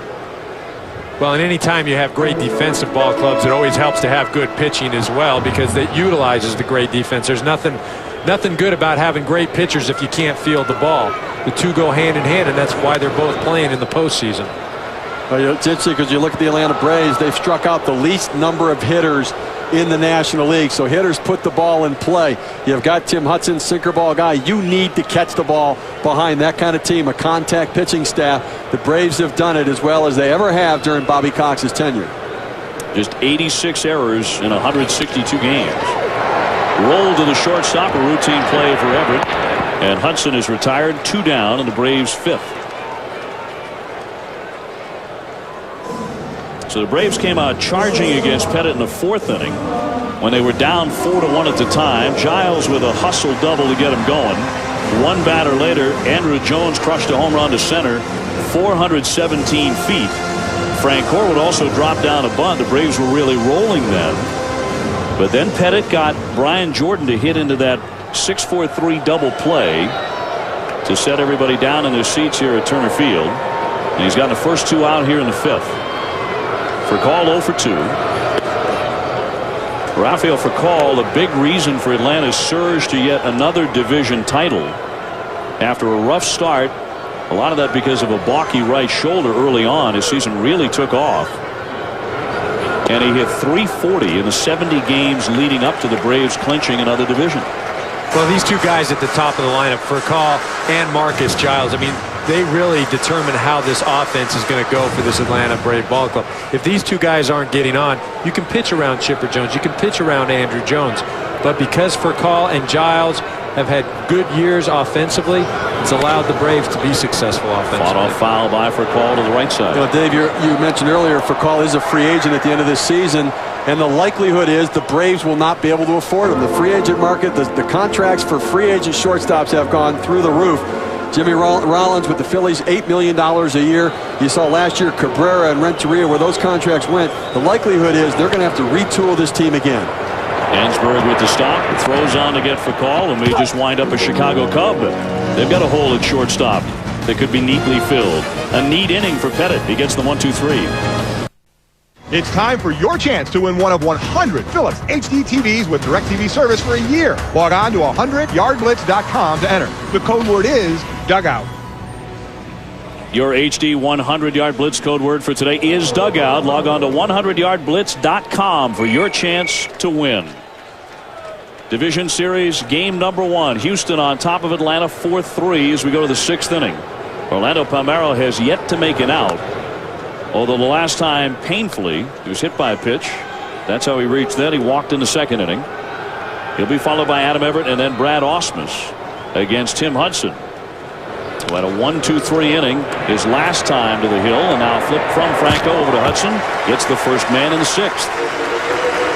You know, there are a number of reasons to try and have Tim Hudson, you know, increase his pitch count. You know, go up there, take some pitches, not only for today's game, but you know, how much longer does Bobby Cox go with Tim Hudson? And if he keeps him for the 6th and the 7th inning, then how will that affect him if he has to come back for a 5th game? So it's not just about this ball game and increasing pitch counts. This also has to do with what's going to happen later on in the series. Well, Bobby and Leo do not have the bullpen they've had in the past, as Everett takes a strike in the outside corner. The Braves bullpen ranked 12th in the National League with a 4.74 ERA and suffered the 3rd most losses, plus 24 blown saves. Hudson looking for a big workload today, but this one fly to deep center. Andrew Jones has a beat on it, and he's got it. Everett centered for a ride, just not deep enough. 2 down. Well, the reason the bullpen struggled so much is Danny Kolb, acquired in the offseason to be the closer for this team. He struggled terribly and ended up forcing him out of that role. You see the blown saves right there. And then what happens, everybody else becomes miscast. You had Rietsma going to the closer's role. They had to shuffle everybody around, and you get an unsettled bullpen. There's a psychology that exists. If the closer's role settled, everybody else is. When that was unsettled, they had a lot of problems, but at the end of the year, it came together because Kyle Farnsworth took on that closer's role. They now have somewhat more defined roles out there in a much more stable situation. Ausmus in the game, 1 for 2 with a double. Of course, Kyle Farnsworth has been terrific for them down the stretch. He's gone 10 for 10 as the closer. Well, and he's been dominating too. I mean, opponents are hitting about 160 off of him, and he's got electric stuff. He always has had great physical attributes. He just hadn't been able to put it together. He's finally found a home here in Atlanta. Soft ground ball to the outfield. Giles zips it over. 1, 2, 3 they go. Just 6 pitches in that inning necessary for Hudson. And he has set down 9 in a row. Big bats coming up for Atlanta. Giles, Jones, and then Andrew Jones to come.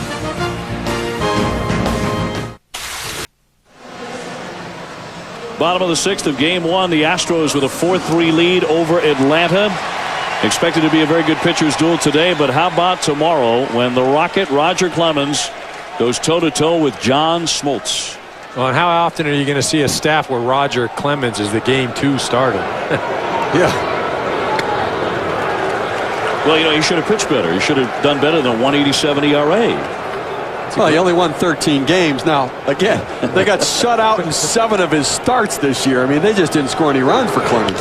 Phenomenal. Hot shot grounder by Giles, scooped up by Ensberg. And Giles is retired. He's 1 for 3. Chipper Jones about to swing away, and he certainly did that in the first inning, taking Pettit out to the opposite field. Well, he went with the pitch. He got a 2-seamer that was out over the plate, running away from the right-handed hitter. Randy Pettit ran into trouble. It was up in the zone. Chipper Jones did what he's been doing his entire career. It's driving the ball the opposite way for a home run. The 33-year-old switch hitter was on to the Sable list for about 6 weeks in midseason with a torn ligament in his left foot. Played in just 109 games. By far his fewest since breaking into the majors in 1995. Well, when Chipper was out this year, too, and they had lost 60% of their starting rotation, that's when Andrew Jones stepped up and really put the team on his shoulders, and that's why he's getting a lot of votes for the MVP. Chipper's an important guy. When he was out, somebody had to do it, and it was Andrew Jones who stepped up to get it done. Andrew Jones with a home run in this one, a 2-run shot in the 4th inning off Pettit. The Chipper, the last 2 division series, has been largely ineffective. In 0-3 against the Cubs and last year against Houston. As he takes a ball, he is 7 for 38 in his last 2 division series. That's just a 184 batting average. Yeah, but you know what Chipper brings to this lineup is something different than anybody else offers, and that's his ability to be patient, draw walks, get on base. Now, this Atlanta Brave ball club is a very free-swinging ball club. The Chipper Jones is in there. That's over a 400 on-base percentage. He likes to see a lot of pitches, and when you have that dynamic, it makes everybody else around you better. Well, he's run the count to 3-1. Pettit fires. In for strike. The other thing that Chipper Jones does is he brings a presence to the lineup and to the plate. He just, you know that the best hitter's up when he walks up to the plate. Swung on and missed for strike 3. Pettit strikes out Chipper Jones. 2 gone here in the 6th inning. And back to that 4th inning cut by Andrew Jones. He got all of this one. Well, Andrew Jones made an adjustment from last year to this year. Last year, 2004, he's standing up high in the strike zone, and his stride takes it down. Look how much his head moves forward and down. Earlier today, hits the home run. Much more spread with his legs. His head doesn't move nearly as much, giving him a much better view of the ball. That adjustment, that small adjustment from last year to this year, has paid huge dividends for Andrew Jones. It went almost 420 feet as he takes outside for ball. Well, you know, what he's done in a nutshell is eliminated a lot of movement. And, you know, talking to Terry Pendleton, the Braves hitting coach, I said, how did you arrive at that? And he said, we were in the batting cage, and we said, hey, why don't we try and emulate, you know, our colleague who is going to be doing the game tonight, White Sox and Red Sox, Mike Piazza. Mike Piazza, very still, doesn't have a lot of movement. When you don't have movement, that eliminates the possibility for error. You know, you talk about a Gary Sheffield who's all over the place, but he can do it. But if you want to eliminate error and minimize it, you want to be still. And if you are strong enough to do it, as Andrew Jones has proven he can do it, you will have a lot of success. Well, there was the pitch right there. He just looked like he would almost turn and drive the ball. Power comes from rotating the hips and seeing the ball. When he doesn't move as much, he's got a much better view of the ball and allows the energy to come through his hips to deliver the power instead of dropping down into the zone. And I think that's been a big part of it. And what they said is he's become much more patient at the plate, getting better pitches to hit. And when he does, he can hit it a long ways. 3-1 pitch due him here. And how about our colleague, Mike Piazza, as you suggest, Eric Harris? What a generous man to help us out at ESPN during the playoffs and help out Andrew Jones to get 51 home runs. I think he did it unknowingly. The 3-1. Tried to hold up. It's in for a strike. Full count on Andrew. I mean, we can give him credit, but let's be honest here. We just can't give him undue credit. Can't give Piazza too much credit, right? He's doing all right. Yeah. Bases empty. 2 down. 4-3 Houston in the 6th inning. Pettit looking for a 1-2-3. Be his 2nd in a row. Fought off by Andrew Jones. Let's get downstairs to Tim Kirchin. You know, if Andrew Jones wins a Gold Glove this year, and he should win a Gold Glove, he's going to join a very select group in baseball history. Willie Mays, Ken Griffey Jr., and Alex Rodriguez, the only players in history, 50 home runs in a Gold Glove season. He's been in great company since the day he broke into the big leagues, as that one is fouled away. Of course, that World Series against the Yankees at 19 when he hit a pair of home runs. 7 consecutive Gold Gloves. Andrew tells the story of his days growing up where his father would take him down to the beach and hit him fly balls just off the surf where the wind would be whipping up to practice the art of catching wind-blown fly balls. Huge reason he does it so well. Sure, you do that because if the ball's getting wet, you can't afford it to be a high price of baseballs. On the beaches of Curacao. That one outside for ball 4.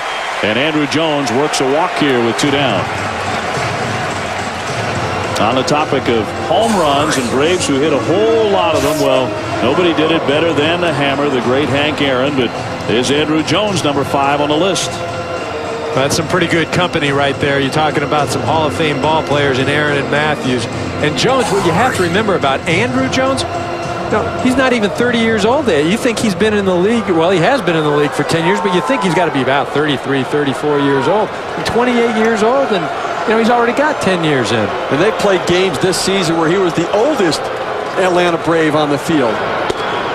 Talk about the transition of this organization with a lot of the young players. They played 18 rookies at some point or another with this Atlanta Brave team. There were times where 28-year-old Andrew Jones was the oldest Brave on the field. Well, the guy at the bat is always the oldest Brave on the field. Yeah. The oldest man on the diamond, without question. Julio Franco, he has struck out and walked today as he takes a breaking ball inside. Out of San Pedro de Macorís in the Dominican Republic, 2nd oldest player in postseason history at age 47. 47 and looking like that. Shoot, at 25, I didn't look like that. Down low, 2-1. You know, but the perseverance for Julio Franco, I mean, when he finished playing in the States, he's played in Japan, He's played in Taiwan. He played in Mexico. He was playing in Mexico. There aren't many 42-year-old players that will go to continue their career in Mexico, hoping to get back to the major leagues. That's where John Sherrill, the general manager for the Braves, found Franco when he brought him back, and he's been here for the last 4 years. You know, and that's summer ball in Mexico, not winter ball, which is a lot different. I mean, that's paying the price. Franco, obviously in the winter of his career. But look at this. Braves, age 24 and under on the postseason roster. Francoeur, McCann, Devine, McBride, Johnson, all under the age of 24. Julio Franco made his major league debut before those guys, those 5 were even born. You know, it's one thing to talk about the youth when you're talking about age, but they play with the maturity of a 28, 29-year-old, and the way they've been accepted and taken in by a John Smoltz, a Brian Jordan, a Chipper Jones. It's allowed these guys to fit in. And I spoke to Don Sutton, who does the broadcasting for TBS, and he said in his 40 years around baseball, he has never seen a better group of young guys, the way they handle things, the way they carry themselves, than this group that the Atlanta Braves have. And Bobby Cox loves their energy. He said, you know, obviously they'll run through fire for you if you ask them to. And they've done it all summer. In there for strike 3. Pettit freezes another Brave. He strikes out 2 in the inning as he fans Julio Franco. A walk, 1 left. Still 4-3 Houston. Go to the 7th. The Astros up 4-3 over Atlanta going to the 7th inning, and fans join Major League Baseball in our efforts to rebuild the Gulf Coast. Support Habitat for Humanity by calling 1-800-HABITAT, logging on to MLB.com or Habitat.org. Andy Pettit leading off the frame against Hudson. Both pitchers really settling in over the last couple of innings. And in fact, Hudson has set down 9 consecutive Houston Astros. Biggio on deck. High fly, pretty well hit to left. Jordan going back. That's over his head, and it's up against the warning track and up over the fence for a double. Andy Pettit with a 2-base hit. Well, and what's troubling about that is now you're allowing Berkman and Ensberg to possibly come up this inning. Ideally, you like to get the pitcher out, go after those 1 and 2 guys, not have to worry about the middle of the lineup. That pitch is down the middle. You know, Pettit, being a good athlete, puts a good swing on it and drives it. But now you have to get the bullpen up. You have to think about what's going on, because you don't want to have guys on where Tim Hudson is facing Berkman and Ensberg. Well, Andy Pettit, an .081 hitter on the year, only 5 hits, no extra base hits. But big players step up in big situations, and Pettit drives it over the left fielder's head.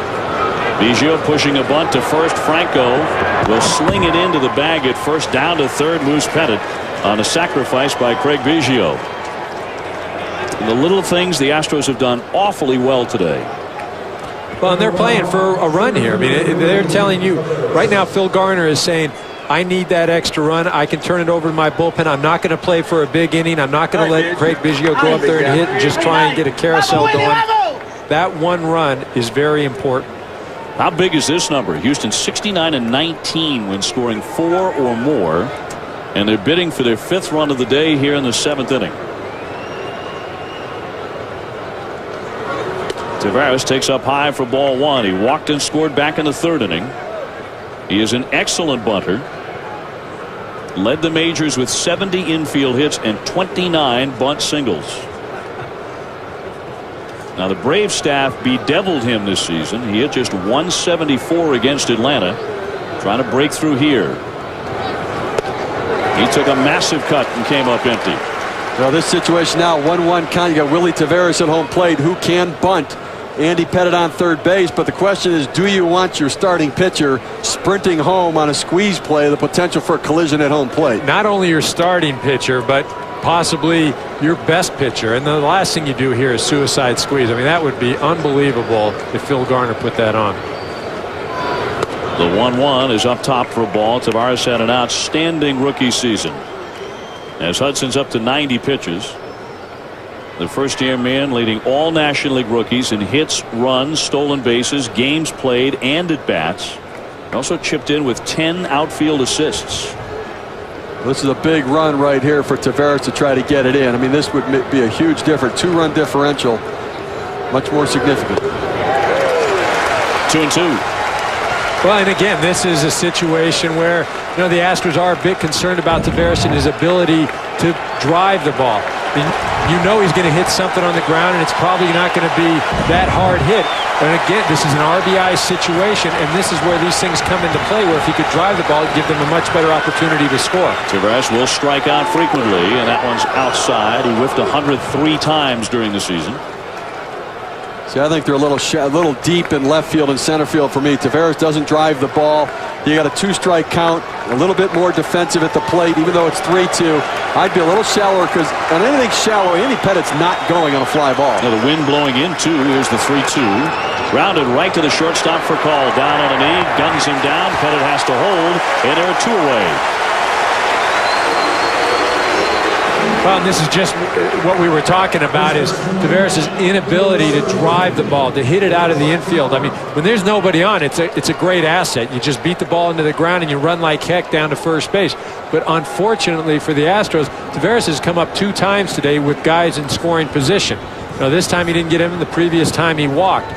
But that is something that he is going to have to develop, an ability to drive the ball over the course of his career. Now, understanding that Taveras may not be that player just yet, do you want Biggio giving himself up on a sacrifice bunt in that situation to get him to third base, or do you want him to take a shot advancing Pettit from second to third with possibly getting a base hit to right field? Well, and that's something we don't know. Did Phil Garner put that play on? You know, with a younger player, you would say, oh, obviously, you know, the manager put that play on. With Craig Biggio, you know, he may have been thinking, I'm going to do this on my own, try and be the good guy, get him over. But is it the smart move? Not necessarily so sure about that. Well, Eric, you guessed that Hudson was pitching around Lance Berkman back in the 3rd inning by putting him on. In fact, walked him the first 2 times up. Now they're not even going to mess with him. They're going to put him on and walk him intentionally. That'll put runners at first and third. They'll go after Morgan Ensberg instead. Well, very often managers will identify the guy they're just not going to let beat them in a situation. Berkman did hit 300 in the month of September with 11 homers. But Ensberg today has been poisoned. He's driven in some big runs so far. So it's interesting. Bobby Cox sticking with the plan, putting Berkman on and going after Ensberg. Well, Berkman is not. Berkman is more of a patient hitter than Ensberg, and you know, regardless, if Ensberg has gotten 3 or 4 hits today, you know, you still, as you said, Steve, you identify a player prior to the series. This guy will not beat me. I go after Ensberg, righty versus righty. Much better matchup than Hudson versus Berkman. But if he burns Hudson again, it will be for at least his 4th run batted in today. He has an RBI single in the first, a 2-run single in the 3rd. There's an RBI waiting for him at third base here as he backs away on an up and in pitch for ball 1. See, interesting on that pitch. We look at Ensberg's stance. He's wide open and he comes closing, moving his momentum back to the plate. Is that where you get that hitter out on an inside pitch? Well, that's where I think he's susceptible. I mean, he's telling you right now that I have trouble hitting the inside pitch with a wide open stance. And with Tim Hudson throwing a sinker and the ball running in, it makes it that much more difficult. I'd throw him in all day long. And he beat him again. Base hit to left field. In comes Pettit, and some breathing room for Pettit and the Astros, who lead it 5-3. They put Berkman on to get to Ensberg, and he's driven in 4 runs today for the Astros. Well, and that's what you need for teams to be successful. You need complementary players. I mean, this pitch, they're set up outside. The ball's right down the middle. I mean, the idea on the first pitch was to go in off of the plate. You know, you continue to pound a guy inside, inside, inside. You know, a little surprised that they went back out over the plate. And when you do go back out over the plate with a sinker ball pitcher, a guy that runs the ball back, you run the risk of it just going right down the middle of the plate. And that's exactly what happened. And Ensberg ends the afternoon of Tim Hudson. Here comes Bobby Cox to take away the baseball. That will do it for the right-hander. Joey Devine coming on to pitch. 5-3 Houston. Hudson done after 6 2/3, responsible for 5 runs on 7 hits, plus a couple of men left behind on the bases for the 22-year-old right-hand rookie Joey Devine. Well, you have Joey Devine out of North Carolina State, first-round pick this year for the Atlanta Braves, pitching the College World Series, and now he's pitching in the League Division Series. And Lane picking on the first pitch, loops it foul and out of play. He is 0 for 3 today. Devine 5'11", about 205 pounds. According to the Elias Sports Bureau, he became the first pitcher in Major League history to allow a grand slam in each of his first 2 career outings back in August against San Diego and then Chicago. That one hit him. Lane looking to check his swing, and it got him on the arm. Bobby Cox wants to argue this. So does the catcher Estrada. This will load up the bases for Devine, who is back into his death zone where he gives up grand slams. Bobby Cox not real happy. Now, if you're going to get, anytime there's a hit by pitch, you want somebody to earn that hit by pitch. What I mean by that is you want somebody wearing it. Nothing that hits the middle part of the uniform or just nips a elbow or something. If somebody's going to get down to first base, especially if you're a pitcher, you want them to earn it. That means something in the ribs. Boy, you are nasty. You are, man. No, that's you ask any pitcher, that's the worst thing. And they say, a lot of the guys, if you go down there like that and didn't earn it, the next time you might earn it. Sound like you pitched for a living. Here's Palmeiro with the bases loaded, 2 down as he takes a ball. An Astro at every base, and they can bust it open right here. They have a run on the board. Andy Pettitte started the inning with a double. He has scored. Now they're all filled up with Berkman, Ensberg, and Lane filling the bases. Outside 2-0. Chipper ought to go in there and talk to him and calm him down, because this kid in this situation right now needs somebody to say, breathe, get yourself under control. Let's get back in the strike zone right now, because he's thinking about those 2 grand slams he's given up already. After he gave up the grand slams, they asked Bobby Cox, how are you going to use Devine after this? He said, well, probably not in bases loaded situations, but here we are. He's pitched himself into it. Now he needs to show he can get out of it.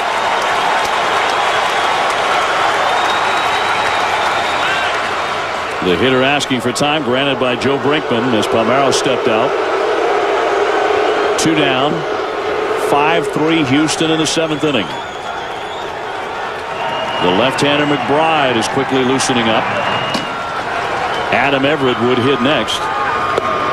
Right across for strike 2-1. Well, and you see Palmeiro was taken all the way in that situation, and that's the difference. You have an experienced hitter at the plate. I mean, the pitcher right now, Joey Devine, he's got a lot of adrenaline going. First time in the big leagues, first year. Palmeiro, many years, a lot of experience. Fouls it back to the net, 2-2. I'll tell you, watch his stuff, though. You understand why they took him in the first round. I mean, his fastball is electric the way it's running in there. Great movement on it. A heater in the mid-90s. He's trying to put away Palmeiro and leave them loaded.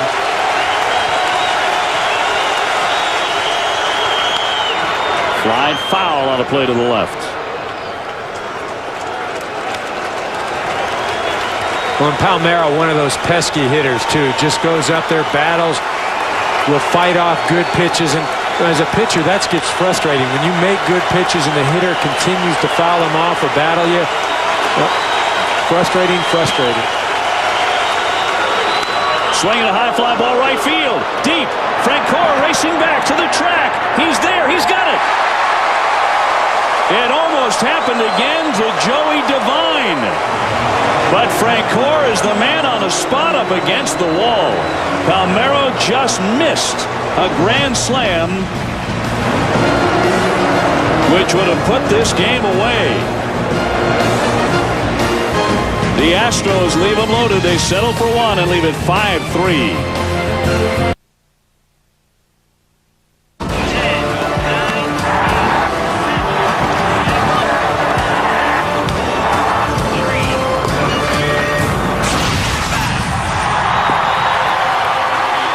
It remains close in Atlanta with Houston on top, 5-3 going to the bottom of the 7th inning. Andy Pettitte still on the mound for the Astros. Let's take a look at how we got here. Early offense for Houston. They got a quick run against Tim Hudson, the right-hander.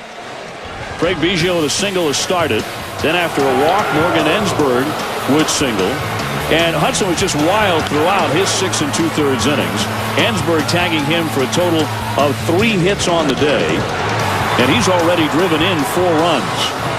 And quickly, the Astros got on the scoreboard and had a 3-1 lead. But then Atlanta bouncing back. Chipper Jones with a solo home run as he went out to right field off Andy Pettitte. Then the other half of the Jones boys, Andrew Jones with a 2-run clout to center field in the 4th inning. Francoeur just made a long running catch, however, with the bases loaded to keep this one close, with Devine getting bailed out by his right fielder. Devine was allowed 2 grand slams in just about 3 weeks of Major League service. So here's our game summary as we take it to the bottom of the 7th inning. Just 4 hits for the Braves. Biggio with a couple of hits. Pettit has been very solid with 6 strikeouts, although he has allowed a couple of home runs. Chipper Jones and Andrew Jones with big flies, and Hudson is gone after 6 2/3. Pettit still out there. Well, Pettit has battled all day long, and he's throwing a great game outside of really 2 pitches that, you know, both the Jones boys got a hold of. He's pitched an unbelievable game. Here's Francoeur, first pitch swinging, pops it up. Berkman coming in along the line and makes the catch for the out, 1 away. And Brian Jordan up next.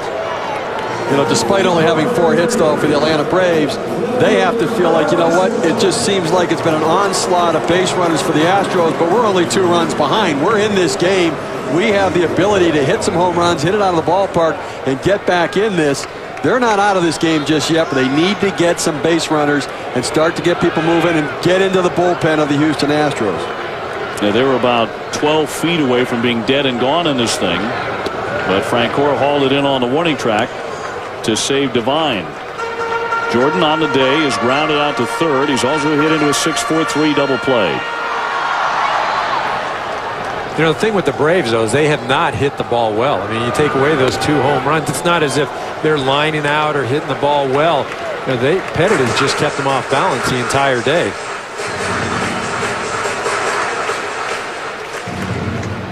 Pettit falling behind here, 2-0. He's walked 2 men this afternoon. And now 3-0 to Jordan. Well, what Andy Pettit does, and the reason he's successful, is he hits his spots most typically with his pitches, and it can be multiple pitches. He'll throw the cutter, the fastball, the breaking ball. He hits his spots. We saw Tim Hudson all over the place. When pitchers miss their spots, they can get hit. A couple of baseball notes. Jim Leyland coming out of managerial retirement to become the new skipper of the Detroit Tigers. Steve, a little That's interesting. surprised? I mean, well, I'm not surprised. I mean, he wanted to get back in. I thought he might want to get with a team that was sooner to have a chance to win, but that's home for him. He grew up in that organization. A terrific baseball mind as Lane makes the catch. 2 down. Well, they didn't believe the barrier could be broken. They didn't know Roger Bannister. The inspirational story of Bannister's quest to break the 4-minute mile. It's 4 minutes on ESPN2. Original movie Thursday at 7 Eastern on ESPN2. Johnny Estrada 0 for 2. He has struck out twice against Pettit. The switch hitting catcher has had a rough season aside from a 2-game suspension in July for his verbal altercation with an umpire. He went on the DL twice. The second time for back trouble in August. He was knocked almost unconscious in a home plate collision by Darren Erstad. And he is a quick out here in the 7th. Pettit sailing through this frame on just 7 pitches. He gets them 1, 2, 3. It's on to the 8th. The Astros up by 2.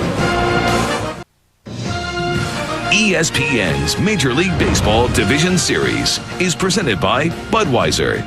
Bright, crisp, clean, pure. The king of beers. From Atlanta, Game 1 of this National League Division Series. A 5-3 Houston lead getting into the late stages. We're in the top of the 8th. And Adam Everett to lead things off against a new Brave pitcher, the veteran right-hander Chris Reitsma. He works a lot for Bobby Cox. He's been battling leg injuries most of the season. And he misses up and in for ball 1.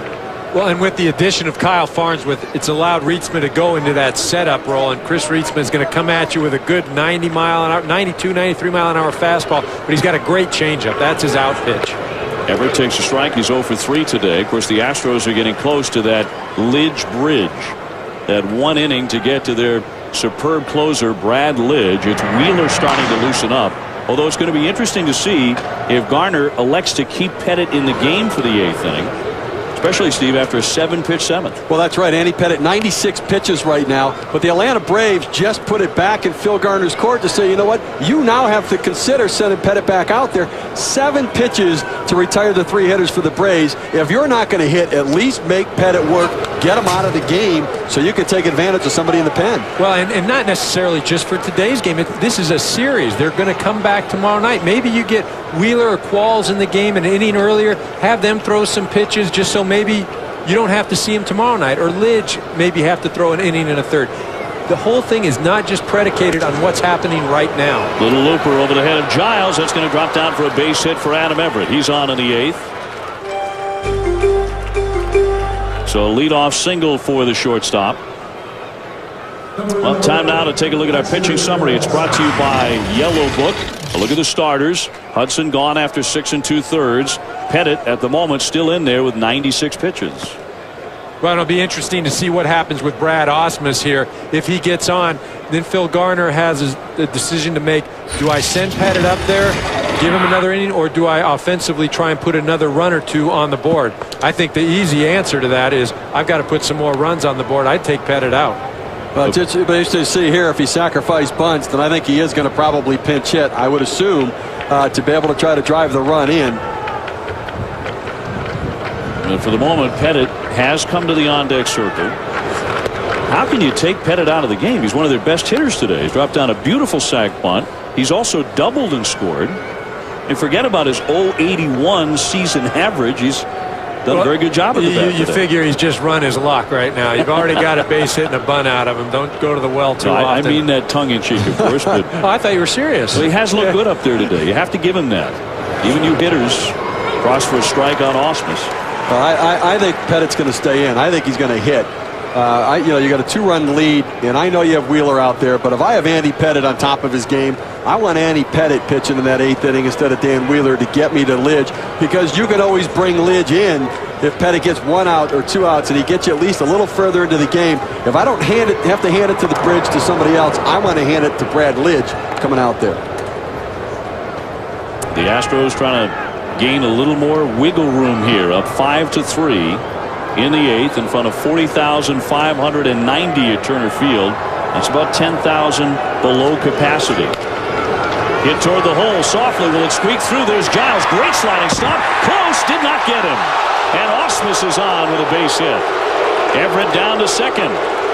Giles did everything humanly possible to keep Ausmus from reaching first base. That was a great play by Marcus just to keep the ball in the infield and prevent Everett from then going to third base, where then you have a different issue. Now, with first and second, an obvious sacrifice situation, you leave Pettit up in this situation, because if you were to pinch it, all you'd have the guy do is bunt. So you keep him in the game, you allow him to pitch that 8th inning, and bunts the guys over. I'll tell you what, Julio Franco doesn't stretch on this one to try to catch the ball. If he stretches toward Giles to be able to take that throw, he's out at first base. But he's 47. How far can he stretch? He can stretch. I'm telling you, if he stretches, he's out. Here's Pettit to bunt. Drops it down. Chipper Jones charging. Looked at third. He'll get the shore out. Over to first base, and there are now 2 men in scoring position as Pettit once again drops down a sacrifice bunt for the 2nd time today. Well, good job by Andy Pettit right there. Getting the runners over, helping his own cause, putting them in a position to score more runs. But, going back to that play that Steve was talking about with Franco at first base, I mean, there's no question he didn't stretch at all. And the tendency sometimes as a first baseman is you think, well, the runner's not going to get down there that quickly. I don't need to stretch. He didn't know the speed of the runner. He didn't know that he was sprinting the entire way down. That is clearly a mistake by Julio Franco. And now the intentional pass of Biggio will load up the bases. And this will be for the 3rd or 4th time today for Houston. In the 3rd inning, they left them loaded. In the 7th inning, they left them loaded. So they've had opportunities to blow it wide open. And now they'll be filled up for the first-year man, Willie Tavares. And getting back to that Franco play, I mean, that is not uncommon for a first baseman. I know in the course of your career, you're going to do things like that. I know I did that a number of different times. It happens. Hey, take a look at this. Tavares is being pulled back as Biggio takes ball 4, and it's Jeff Bagwell coming up with the bases loaded and an opportunity to really blow the doors open on Atlanta. Bagwell, who's only going to serve as a pinch hitter and nothing more in the playoffs. That ailing shoulder and all the problems he has had with that, he can't throw the ball 20 feet anymore. But he is swinging a pretty good bat in pinch hit rolls down the stretch here for Phil Garner, and that's the only reason he's on the roster. Well, Jeff Bagwell is a 2-player move, meaning he can't hit and then stay in the game to play the field. So Phil Garner was going to have to wait for the right spot. In this situation, he's willing to make it a 2-player move because a big base hit right here can really stretch out the lead. Absolutely the right move. Tavares has struggled driving the ball. We've talked about it all day. He hasn't been able to drive in the runs. Maybe Bagwell can. Well, and as you said, David, the reason he's on the roster is for this situation. You don't use him in this situation, There's no reason for him to be there. Why did you even put him on the roster? Well, they missed 115 games after shoulder surgery. He takes a strike on the outside corner. And he's done a good job of getting some big base hits, but talking to Jeff before the game, he said this is the most difficult thing he's ever had to do, because not only are you coming in where you haven't played and you're not fresh, but you're facing top-of-the-line pitchers in crucial situations. And for somebody that plays every inning of every game, then to have to sit and then just be called upon to go out there and be successful, well, they talk about it being the hardest job in baseball. And, Jeff said he agrees with it. Well, watching Bagwell in batting practice and in selected bats down the stretch, the power isn't there like it used to be. But the base hit is into left field. A clean single to bring in a run to make it 6-3. So Garner finds the perfect spot to use Bagwell. He rips one by Chipper Jones. The owner's delighted, and the Astros are up 3 in the 8th inning. Well, this is an off-speed pitch here. A breaking ball that actually has Jeff Bagwell fooled, but he's able to keep his hands through the ball, keep the bat going through the strike zone, able to put good wood on it and get it by Chipper Jones. I mean, he had him fooled, and sometimes as a pitcher, you can make the correct pitch, but you don't get the outcome you'd like. Boy, for Phil Garner, the mileage of that decision right there for the rest of this series for this team. You use Bagwell in exactly the right situation. He's a leader. He's on the roster partly because of his leadership ability. And it works. The credibility for Garner and now for Bagwell goes a long way as they continue to make critical strategic decisions during the course of these games. Guys are saying, you know what, our skipper knows what he's doing. Well, Foster, the left-hander, will be brought in here to face Lance Berkman and turn him around. Bobby Cox out to make the move. Bagwell all smiles. The veterans out on the bases, Bagwell, Biggio, and Ausmus. They have led the Astros to a 6-3 lead in Game 1.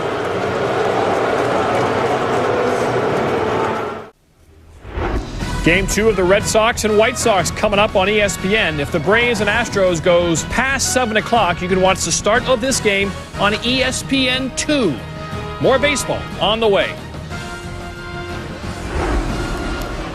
Meanwhile, here in Atlanta, Game 1, the Astros 6, the Braves 3. Another big threat for Houston. They have the bases loaded, about to face the 4th Brave pitcher of the day in John Foster, the left-hander. Bagwell ripping a single out of the reach of Chipper Jones to drive in a run, coming off the bench in a pinch. Well, Foster's been kind of the go-to lefty in the bullpen here. His 63rd appearance on the season, 62 in the regular season. Not a big strikeout guy, command and control, contact pitcher. And Berkman, for a change, now batting right-handed, is finally going to get something to hit. He's been walked 3 times today, the last time intentionally in the 7th inning. Well, in this, you turn Berkman around to the right side, and he doesn't have the power that he does from the left side. Hit over 20 home runs from the left side, only 3 from the right side this year. He's flied to left the one time he was allowed to swing it today, and it's outside to make it 1-1. Every Astros player has reached base. They've had 18 base runners today, and have done it with men in scoring position, 4 for 9 in these spots. Although they've left them loaded a couple of times, it's fouled away by Berkman.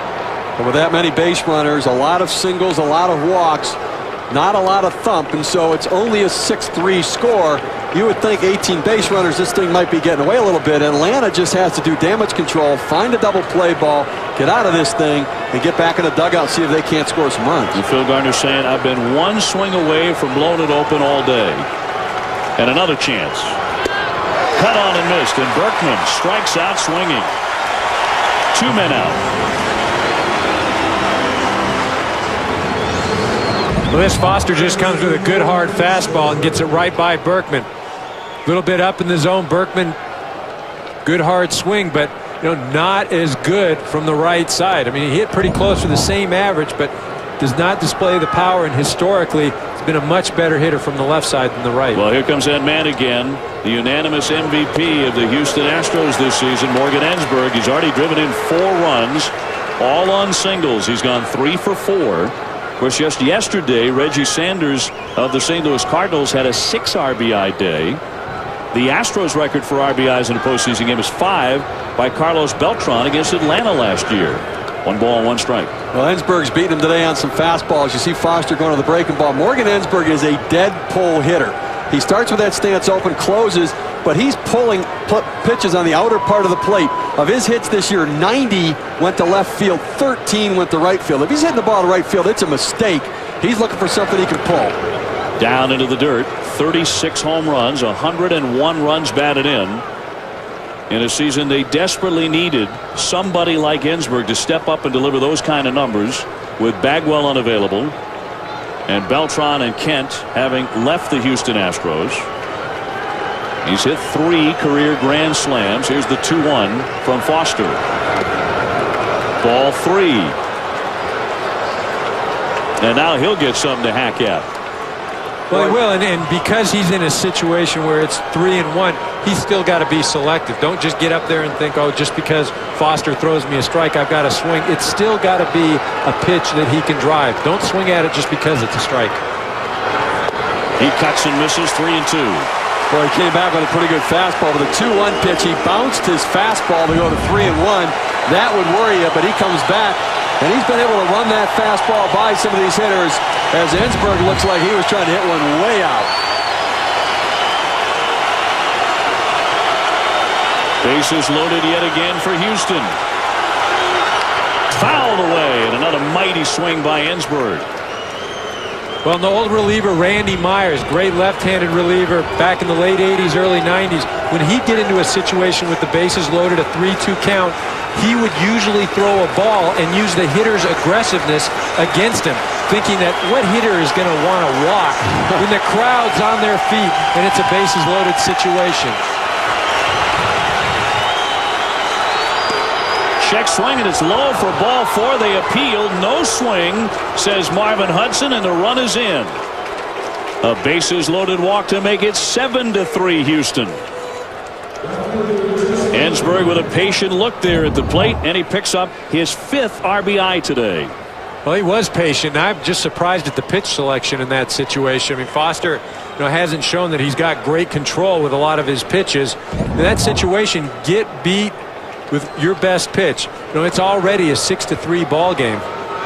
Here's Jason Lane. That one underneath the strata of the backstop. Here comes another run. Biggio in to score. That makes it 8-3. And the runners move up to second and third as well. A wild pitch. And the inning is unraveling on Cox and Atlanta. Well, all day the Braves were bending but not breaking. But right here you see another breaking ball down. Estrada doesn't shift over and stay down on the ground. He lifts up. The ball kicks off the shin guard and goes to the backstop. Now they're going to walk Lane. And this will be the 3rd intentional pass called for by Bobby Cox today, the 2nd one in the inning. This will reload the bases for Houston. Their merry-go-round continues here in Division Series Game 1. Orlando Palmeiro will step in a moment, and he'll be the 9th man to hit in this inning, which so far is a 3-run 8th for Houston. They lead it 8-3. And it's Wheeler warming up in the bullpen. Now, interesting decision now for Phil Garner. Do you leave Pettit in? You started that thought, or anything else? Or do you take your chance, go to Wheeler, go to Lidge, and save the inning for the next time for Andy Pettit? I saved the inning. Pettit's out as far as I'm concerned. I had him. I didn't know if I wanted him to hit, but he's out. Palmeiro with a swing and a miss. On the day, he has walked, been hit by a pitch, grounded out and flied out. That shot we had of Andy Pettit looked like a man who was finished for the day with the coat on. Well, and as we've discussed, it's not just about today's game. It's about the series. Little looper toward left coming in. Jordan, will he get there? No, it drops down for a hit. 2 runs will score. And indeed, the Astros have busted it wide open in Atlanta. They lead it 10-3. Very similar to what they did last year in shucking the ghosts of all those playoff disappointments in the past against Atlanta. They came in here and smoked the Braves, and they're doing it again here in 2005. Well, and if there's anything the Braves can hang their hat on right now is that this happened late. If this would have happened earlier in the game, the Astros would have been putting runs on the board. It would have really depleted this bullpen and taxed this Atlanta Brave team. Fortunately for them, it's late. if there is something fortunate to look at in this game. A 5-run 8th inning against the Atlanta bullpen. And we have yet another pitching change. That's it for Foster. He gets knocked around. 10-3 Houston. The guy's ready to bat. David Ortiz and the Red Sox. Game 2 of the White Sox and Red Sox will begin on ESPN2. Now back to Atlanta. The Braves certainly know how the Red Sox felt yesterday when they were thrashed at the hands of the Chicago White Sox. Here it's Houston 10 and Atlanta 3 with Adam Everett, the hitter. He's the man who started this inning. He's batting for the second time here in the 8th. He started it with a base hit. Jim Brower coming out of the bullpen for Bobby Cox now. Braves pitching has been a rumor, allowing 10 earned runs, 8 walks, 3 of those intentional. They've hit 2 batters and delivered a wild pitch. Andy Pettitte, on the other hand, has been superb, throwing a 4-hitter for Houston. Well, it really has been a tale of 2 different outcomes, 2 different pitchers. I mean, for the Braves, there's nothing worse than beating yourself. And to go out there and Tim Hudson to have a game like he did today where he was on the tightrope, he just didn't have his good stuff. Pettitte has been phenomenal. Like I said, outside of 2 pitches, he's been great. And when you play the Astros, who don't have a lot of thump in their lineup, you want to force them to put the ball in play. Throw strikes because it's going to stay in the ballpark. And with your quality defense, you should be able to make the plays. They gave him too many free passes today, and it's come back to haunt them. The Astros, and yet another walk here as Everett takes ball 4, the 9th free pass delivered by the Braves. The Astros scoring almost as many runs so far today as they did Tim Kirkshin all season long in a season series against them. Also keep in mind, guys, the Braves are not a good comeback team. They're the only team in the National League this year that hasn't won a game in which it trailed by more than 3 runs. And right now they're 7 runs behind. 10-3 lead here. The base is loaded up again. Stop me if you've heard that before with the Astros batting. Here's Ausmus. He had a single and a run scored already in this inning. And he takes a strike. Well, the Braves were playing with fire all game long. A lot of base runners, and sooner or later, if you keep getting guys on base, sooner or later something's going to happen. Someone's going to make a mistake. You get a wild pitch. You get a hit batter. Something's going to happen. You're going to end up giving up runs, and that's what's happened today. Foul tip. That got a piece of the catcher, Estrada, who's had a lot of injury difficulty this season. Doesn't need any more here. It's 0-2. And just going back to this inning, the biggest play of this inning is Julio Franco not stretching. If he stretches, you've got an out at first base, a runner on second, and Andy Pettitte coming to the plate. Right. And so instead of possibly, Andy Pettitte gets out, you got 2 outs, a guy on second. Then you do with Biggio, maybe he doesn't pinch hit Bagwell. I mean, that at the time it doesn't seem big, but that thing has come back to bite him. 0-2 waved down and missed for strike 3, and that inning for the Braves mercifully over. But a big frame for the Astros. They score 5 times and do bust it open. Up now 10-3. It's game 1 of the National League Division Series presented by Budweiser, and from Atlanta, the Houston Astros are off to the races. They've built up a 10-3 lead over the Braves as we go to the home half of the 8th inning. A number of changes here. Most notably on the hill for Houston, they're going to go to Dan Wheeler, so that's it for Andy Pettitte. 7 excellent innings, gives up 3 runs, 4 hits, 6 strikeouts, and in line for the win. And Pete Orr coming off the bench for Bobby Cox to pinch hit. Eric Bruntlett also takes over in center field as Tavares had come out previously, so Bruntlett straight away. Pete Orr, good speed. He can fly, left-hand hitter out of Richmond Hill, Ontario, Canada. And with a name like Orr coming out of Canada, you better wear number 4. And he does. Palmeiro closes and gets to it. 1 man out in the 8th. We take a look now at who's left on the bench, presented by ING. The switch hitter Benedict, along with Johnson, Langerhans, LaRoche, and McKenna. A lot of youngsters there on Bobby Cox's bench right now. A lot of youngsters, a lot of left-handed bats with Andy Pettitte on the mound starting the game. Bobby Cox had Brian Jordan, Julio Franco, the right-hand bats in the lineup. So a lot of young lefties down there. And young players coming off the bench tend to be a little over-aggressive and not really the kind of guys to give you quality at bats. For call on the day, Quiet at the top of the order. He is 0 for 3, including a strikeout looking at the hands of Pettitte in the 3rd inning. You know, but this is maybe where you get those young guys in there. You know, the first game appears to be out of reach. You know, maybe you need them later on in the series. You want to get those jitters out of the way today. Bobby Cox says at times he has approached his young guys like grandkids. Bobby's 64.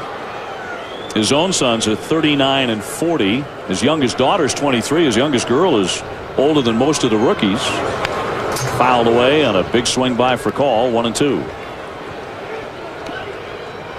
Well, Bobby Cox has done a tremendous job here with these young players, and to a man, as you said earlier, they all love him because he always has their back, and he makes every one of them feel like. I talked to Johnny Estrada. He said, you know, if you're 0 for 20, he makes you feel like you're 15 for 20. Keeps pumping you up, giving you opportunities to succeed, and they end up doing it for him. Little blooper. That's going to find a home in left field. A soft single for call, but he's on for the first time today. A one-out single. Let's go to the studio and John Buchagras for more on the White Sox Red Sox. Just want to remind those White Sox Red Sox fans waiting for the game. It'll start on ESPN2. There's Frank Thomas watching Paul Konerko. White Sox bashed the ball in Game 1. David Wells against Mark Burley in Game 2. And later on tonight, the Yankees and the Angels on ESPN at 10 o'clock from the West Coast. The Yankees up 1-0. Marcus Giles eyeballs a strike. You know, we talked earlier, you seem to think that it was still a must-win for the White Sox. I just think the White Sox have the pitching depth that the Red Sox can't equal. They have the depth in the bullpen, and they're baseball's best road team. I think they won't care if they have to go into Fenway Park and try to beat the Red Sox. Well, I mean, I agree that, you know, they do have some of those things where they are the best road team. But at the end of the day, if you're the Chicago White Sox and you have a chance to put them away 2-0 and then go into Boston, you know, you're much better served. You go 1-1. That's all Boston wanted to do coming into Chicago. They didn't feel like they had to go 2-0. They come to Chicago, go 1-1. They feel like, hey, we did what we needed to accomplish. Now let's take it back to Fenway. Now, from a player's perspective, the Red Sox got pummeled yesterday. The White Sox pounded them into the ground. And right now, you know, we're in a situation here now in a 10-3 game. The team that gets beaten significantly, of this, you know, who knows how this ends up, but you get beaten that bad. How does it impact you before you go into the next day? Well, it doesn't matter for much, except if that first or second inning, the other team has the momentum. And if that if the next game you don't get off to a good start and you're the team that's been beaten, then it starts to go, hey, look, this might be a snowball going downhill real fast. It will be important for the teams that got beat in the first game of the series and that got beat handily to come out and make the first strike in Game 2s. Inside got him and also got the umpire. So a double hit there on that pitch. Got a piece of Giles and Joe Brinkman. At batsman, runners at first and second for Atlanta with 1 out in the bottom of the 8th. Well, Dan Wheeler's got a good two-seam fastball. They're trying to run it up in the zone. It just tails in on Giles, runs in on his hands. He just can't get out of the way and takes his base. That's Wheeler's bread and butter, though. He runs that two-seam fastball. He's got great movement on his fastball. But sometimes he runs it up, and it starts it inside. It breaks in on the hands of the hitter, and it can bite you. Now, I understand Wheeler coming in because Phil Garner wants to get him some work, get him acclimated to everything. But what he doesn't want to have happen is Wheeler have a 30-some-odd pitch inning or a 40-some-odd pitch inning, because then you can't use him for tomorrow, or if you do use him, he may be a bit tired. Chipper Jones in, a home run. He's grounded out and struck out today. Make him 1 for 3. 2 on, 1 out. As Chipper looked to check, and it's in there for a strike anyway. 10 runs on 11 hits for Houston. The big inning was the 8th, the top of this frame, and they scored 5 times off a succession of Atlanta relievers. The Braves bullpen just might be that Achilles heel here in the playoffs of 2005.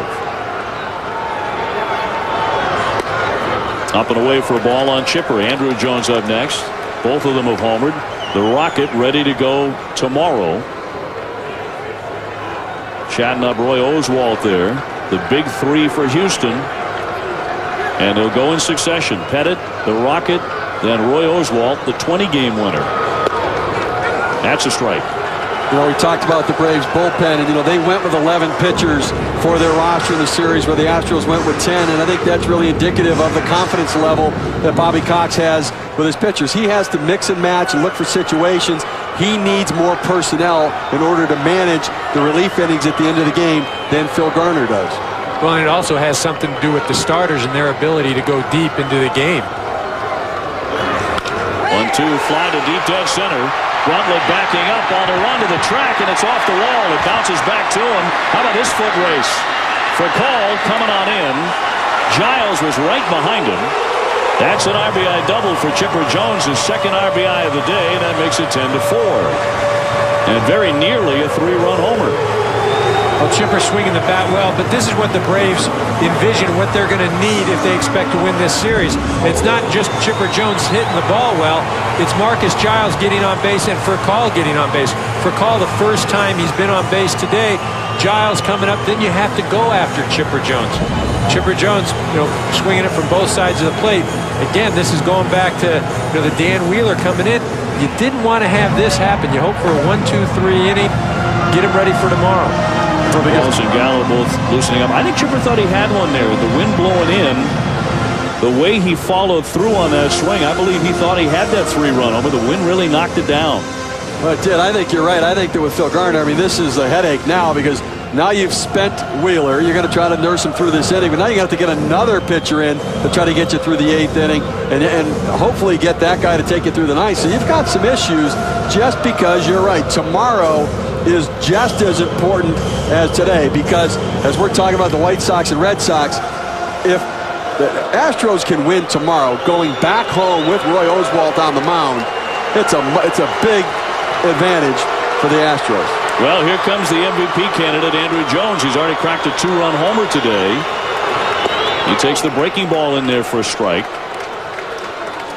Now, if he does it again, if he knocks one over the fence here, this is going to be a 3-run game. Runners at second and third. 51 home runs during the season for Andrew. He had 3 of them after the first 26 games. That's all. That's a strike. Another look at his 4th inning blast.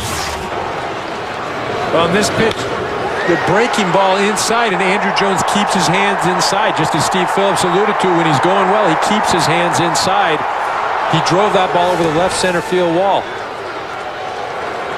Behind 0-2 to Wheeler, who strikes him out on the swing and a miss. 2 gone in the Atlanta 8th.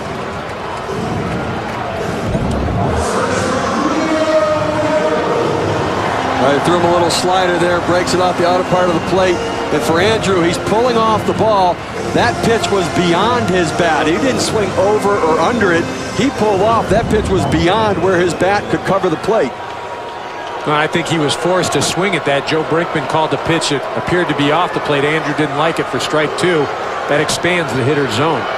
2 down, 2 on for Franco. He is 0 for 2. He has struck out twice and taken ball 4. 275 during the regular season for Franco. Jeff Francoeur hoping for a chance to hit the rookie. He was fighting for the National League Rookie of the Year.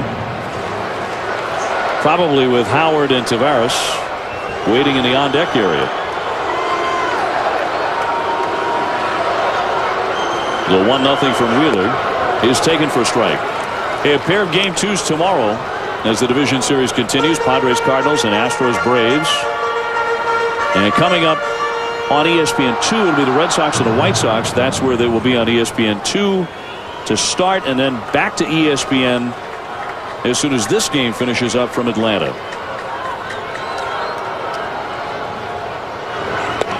Check swing, and it's inside.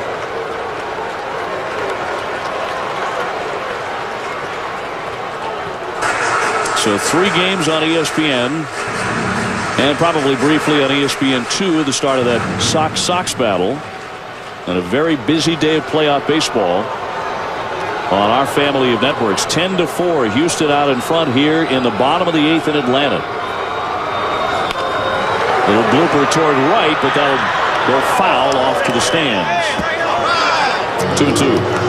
Yeah, we look at this Houston Astro team. It is effectively almost all the same players from last year. They lost players off their roster from last year, but nobody else was brought in. They got caught up in some late decisions with Carlos Beltran and everything else.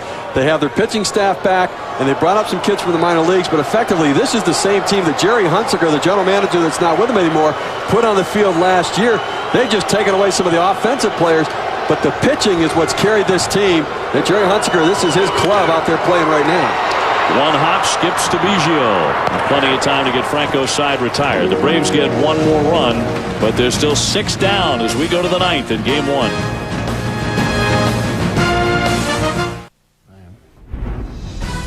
We're about 8 minutes away from baseball in Chicago on ESPN2. David Wells is clutch, 10-3 lifetime in the postseason. He goes for the Red Sox in a near must-win situation against Mark Burley of the White Sox. Again, that game coming up on ESPN2 until they're done in Atlanta.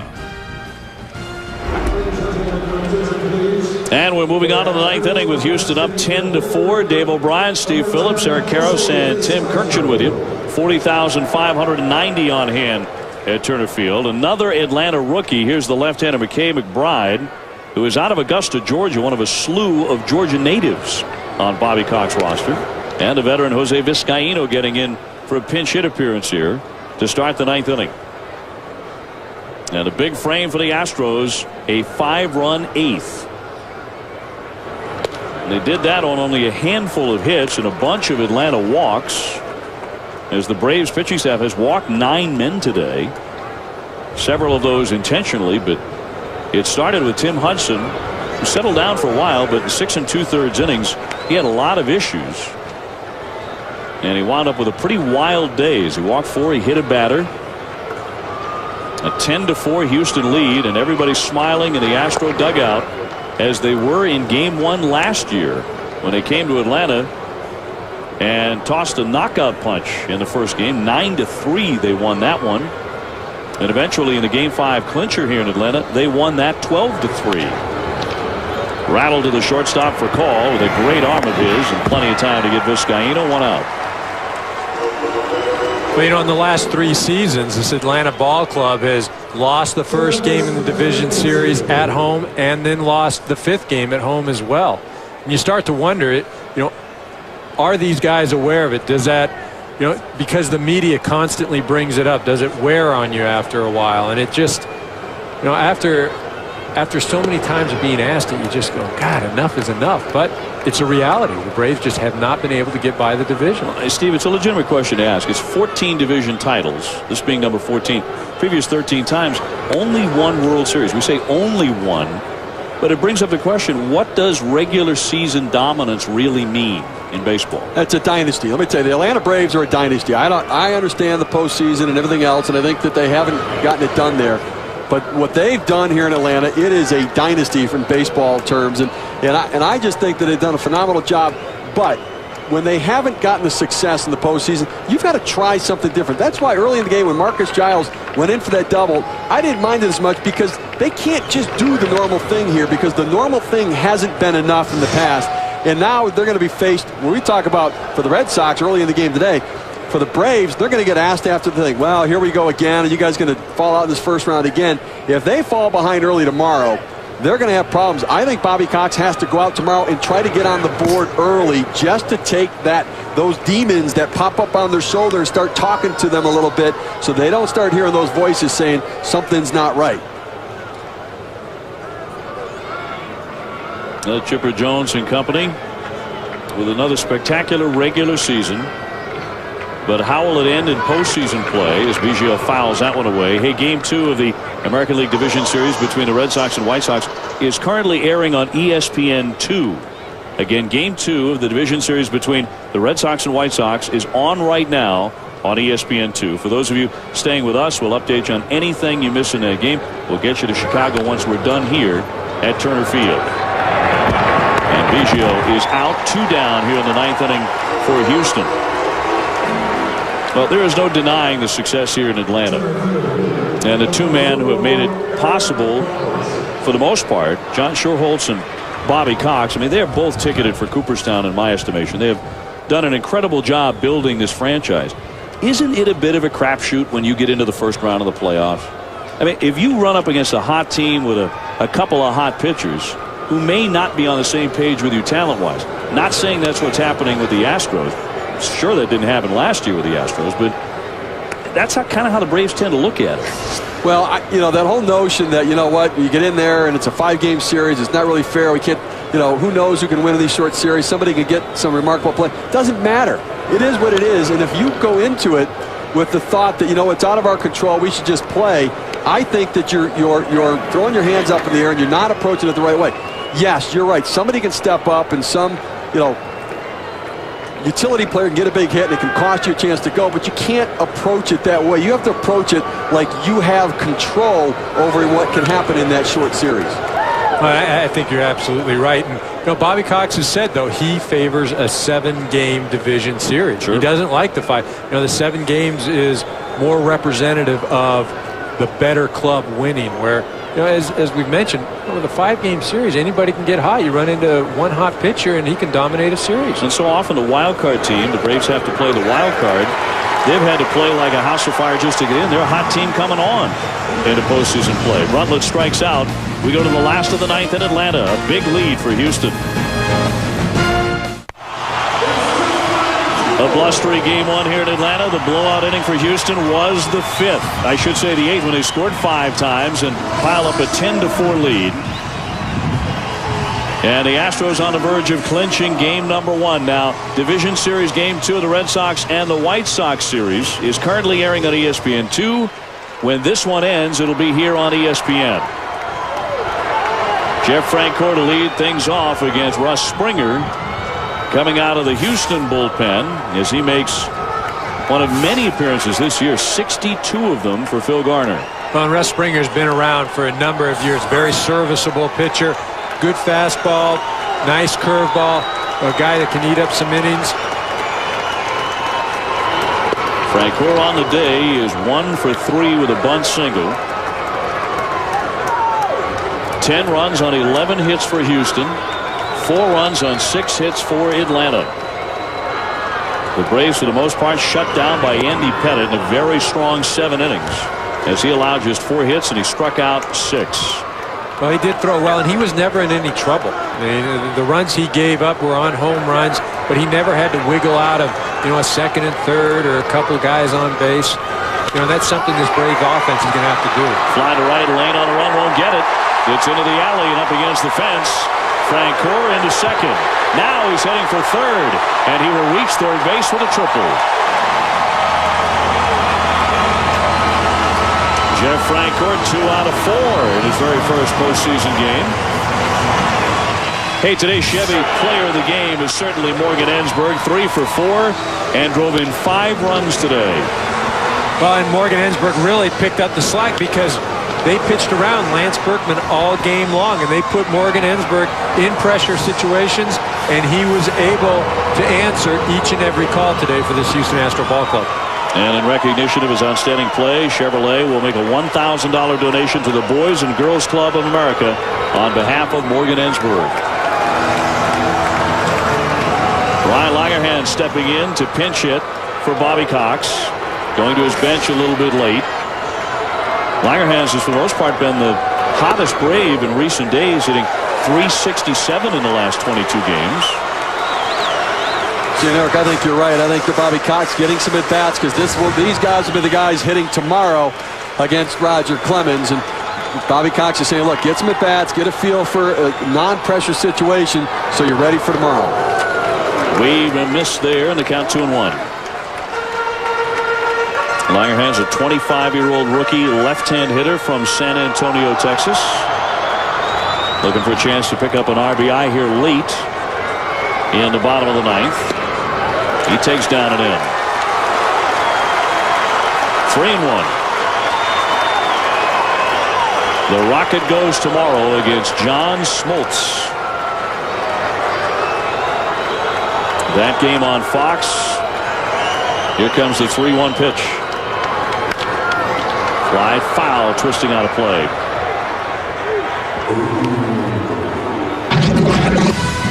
A pair of game 2s tomorrow as the division series continues. At 4 o'clock on ESPN2, Padres Cardinals. Astacio against Mulder. The Cardinals up 1-0. And at 8 o'clock on Fox, the Astros and the Braves, the Rocket against John Smoltz was kind enough to join us earlier today and says he is really looking forward to it. Swung on and missed for strike 3, and Langerhans strikes out. How about we go in to visit with Bobby Cox for a little bit before the game today, and one of the first questions he asked us was, what do you hear about Clemens' hamstring? How's Clemens' hamstring over there doing? What are you guys hearing over there? Is that still barking at him? Can he field a bunt? That should be a dandy. They didn't really tell us too much about Clemens' hamstring. There's Johnny Estrada. Looping fly into right. That'll settle down for a base hit. Here comes Frank Core. That'll make it 10-5. So Estrada at the tail end of his day delivering. He's 1 for 4 with an RBI single. And that'll send up another youngster in Kelly Johnson. And here comes the manager. Phil Garner out of that dugout. Another pitching change in the 9th inning. So we'll take a break. Division Series Game 1 not done yet, although Houston leads by 5.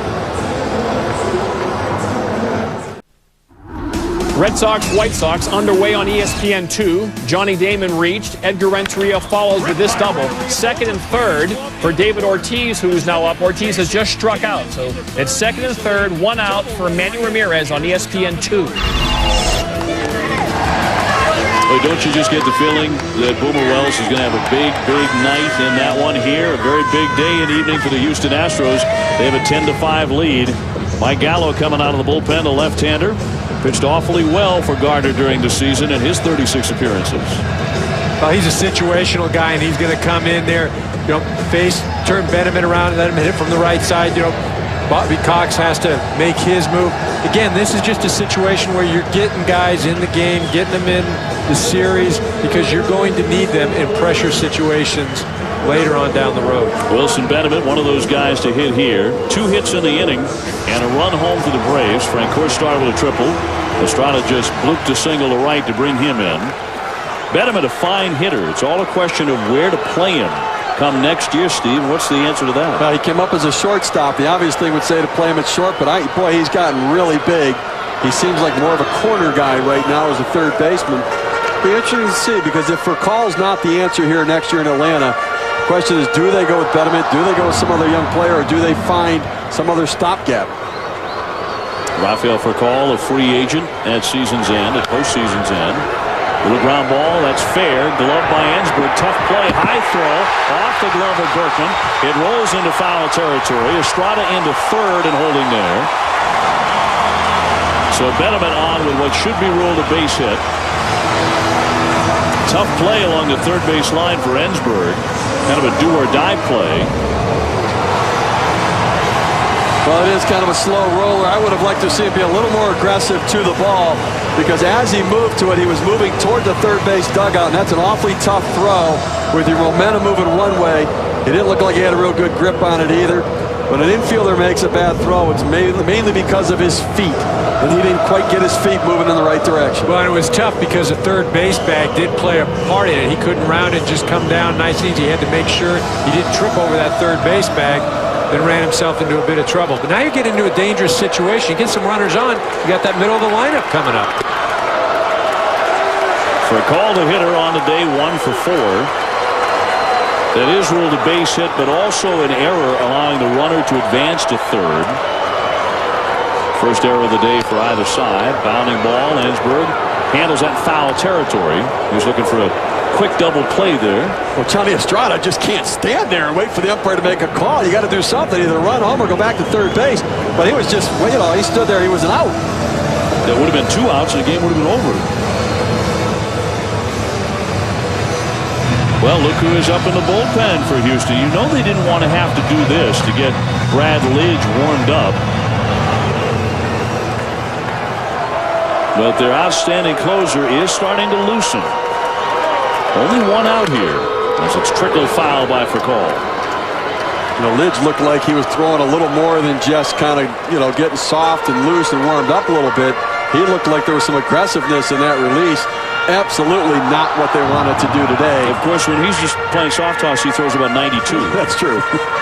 But as you said, just even getting him up in the bullpen, he may not get in this game, but the fact that he's up, getting loose, I mean, that is taxing, especially over the course of a season. And at the very start of what the Astros hope is a long postseason run. They're on at first and third, and it's up high on for call. 2-2. One out in the bottom of the ninth. A run in for Atlanta. They've cut the lead to 10-5. The Astros scoring 5 in the eighth to take what looked to be a very secure lead. They made it 10-3 at the time.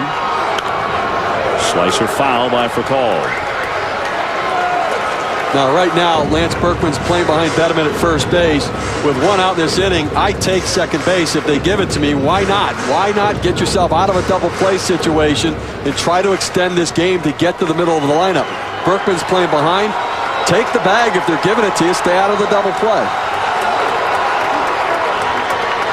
Holding at first, a swing and a foul back by Furcal. He is up there hacking. Betterman at first. Frank Course started this inning with a triple and then raced in on the Estrada single to right field. Betterman followed with a pinch hit single.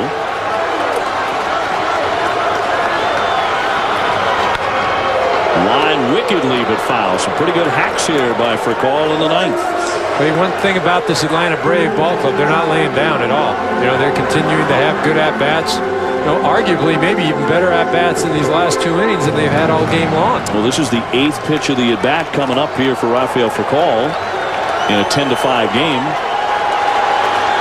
He's making Gallo work.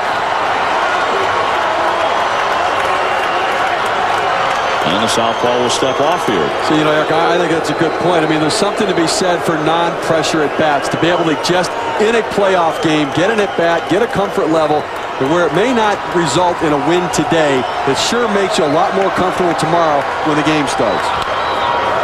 He continues to fight, and it's starting to have the feel of the ninth inning yesterday, game one between St. Louis and San Diego. Yeah, you're absolutely right. And, you know, getting back to what you were saying, Steve, about, you know, the decisions that are made and, you know, fighting to the very end. And it's not just about today's ball game. It's about a series. And you can manage yourselves into problems for games 2, 3, and 4 by decisions that you make right now. And you can also put yourself in situations to succeed. So, you know, when you put these guys up, when you have them battle, when you've got Brad Lidge up in the bullpen, all these things will have an impact throughout the series. The Red Sox have taken a 2-0 lead over the White Sox. We'll show you that action in a moment. Outside on Furcal, a heck of an at-bat. No matter what happens, this has been the best AB for either team today.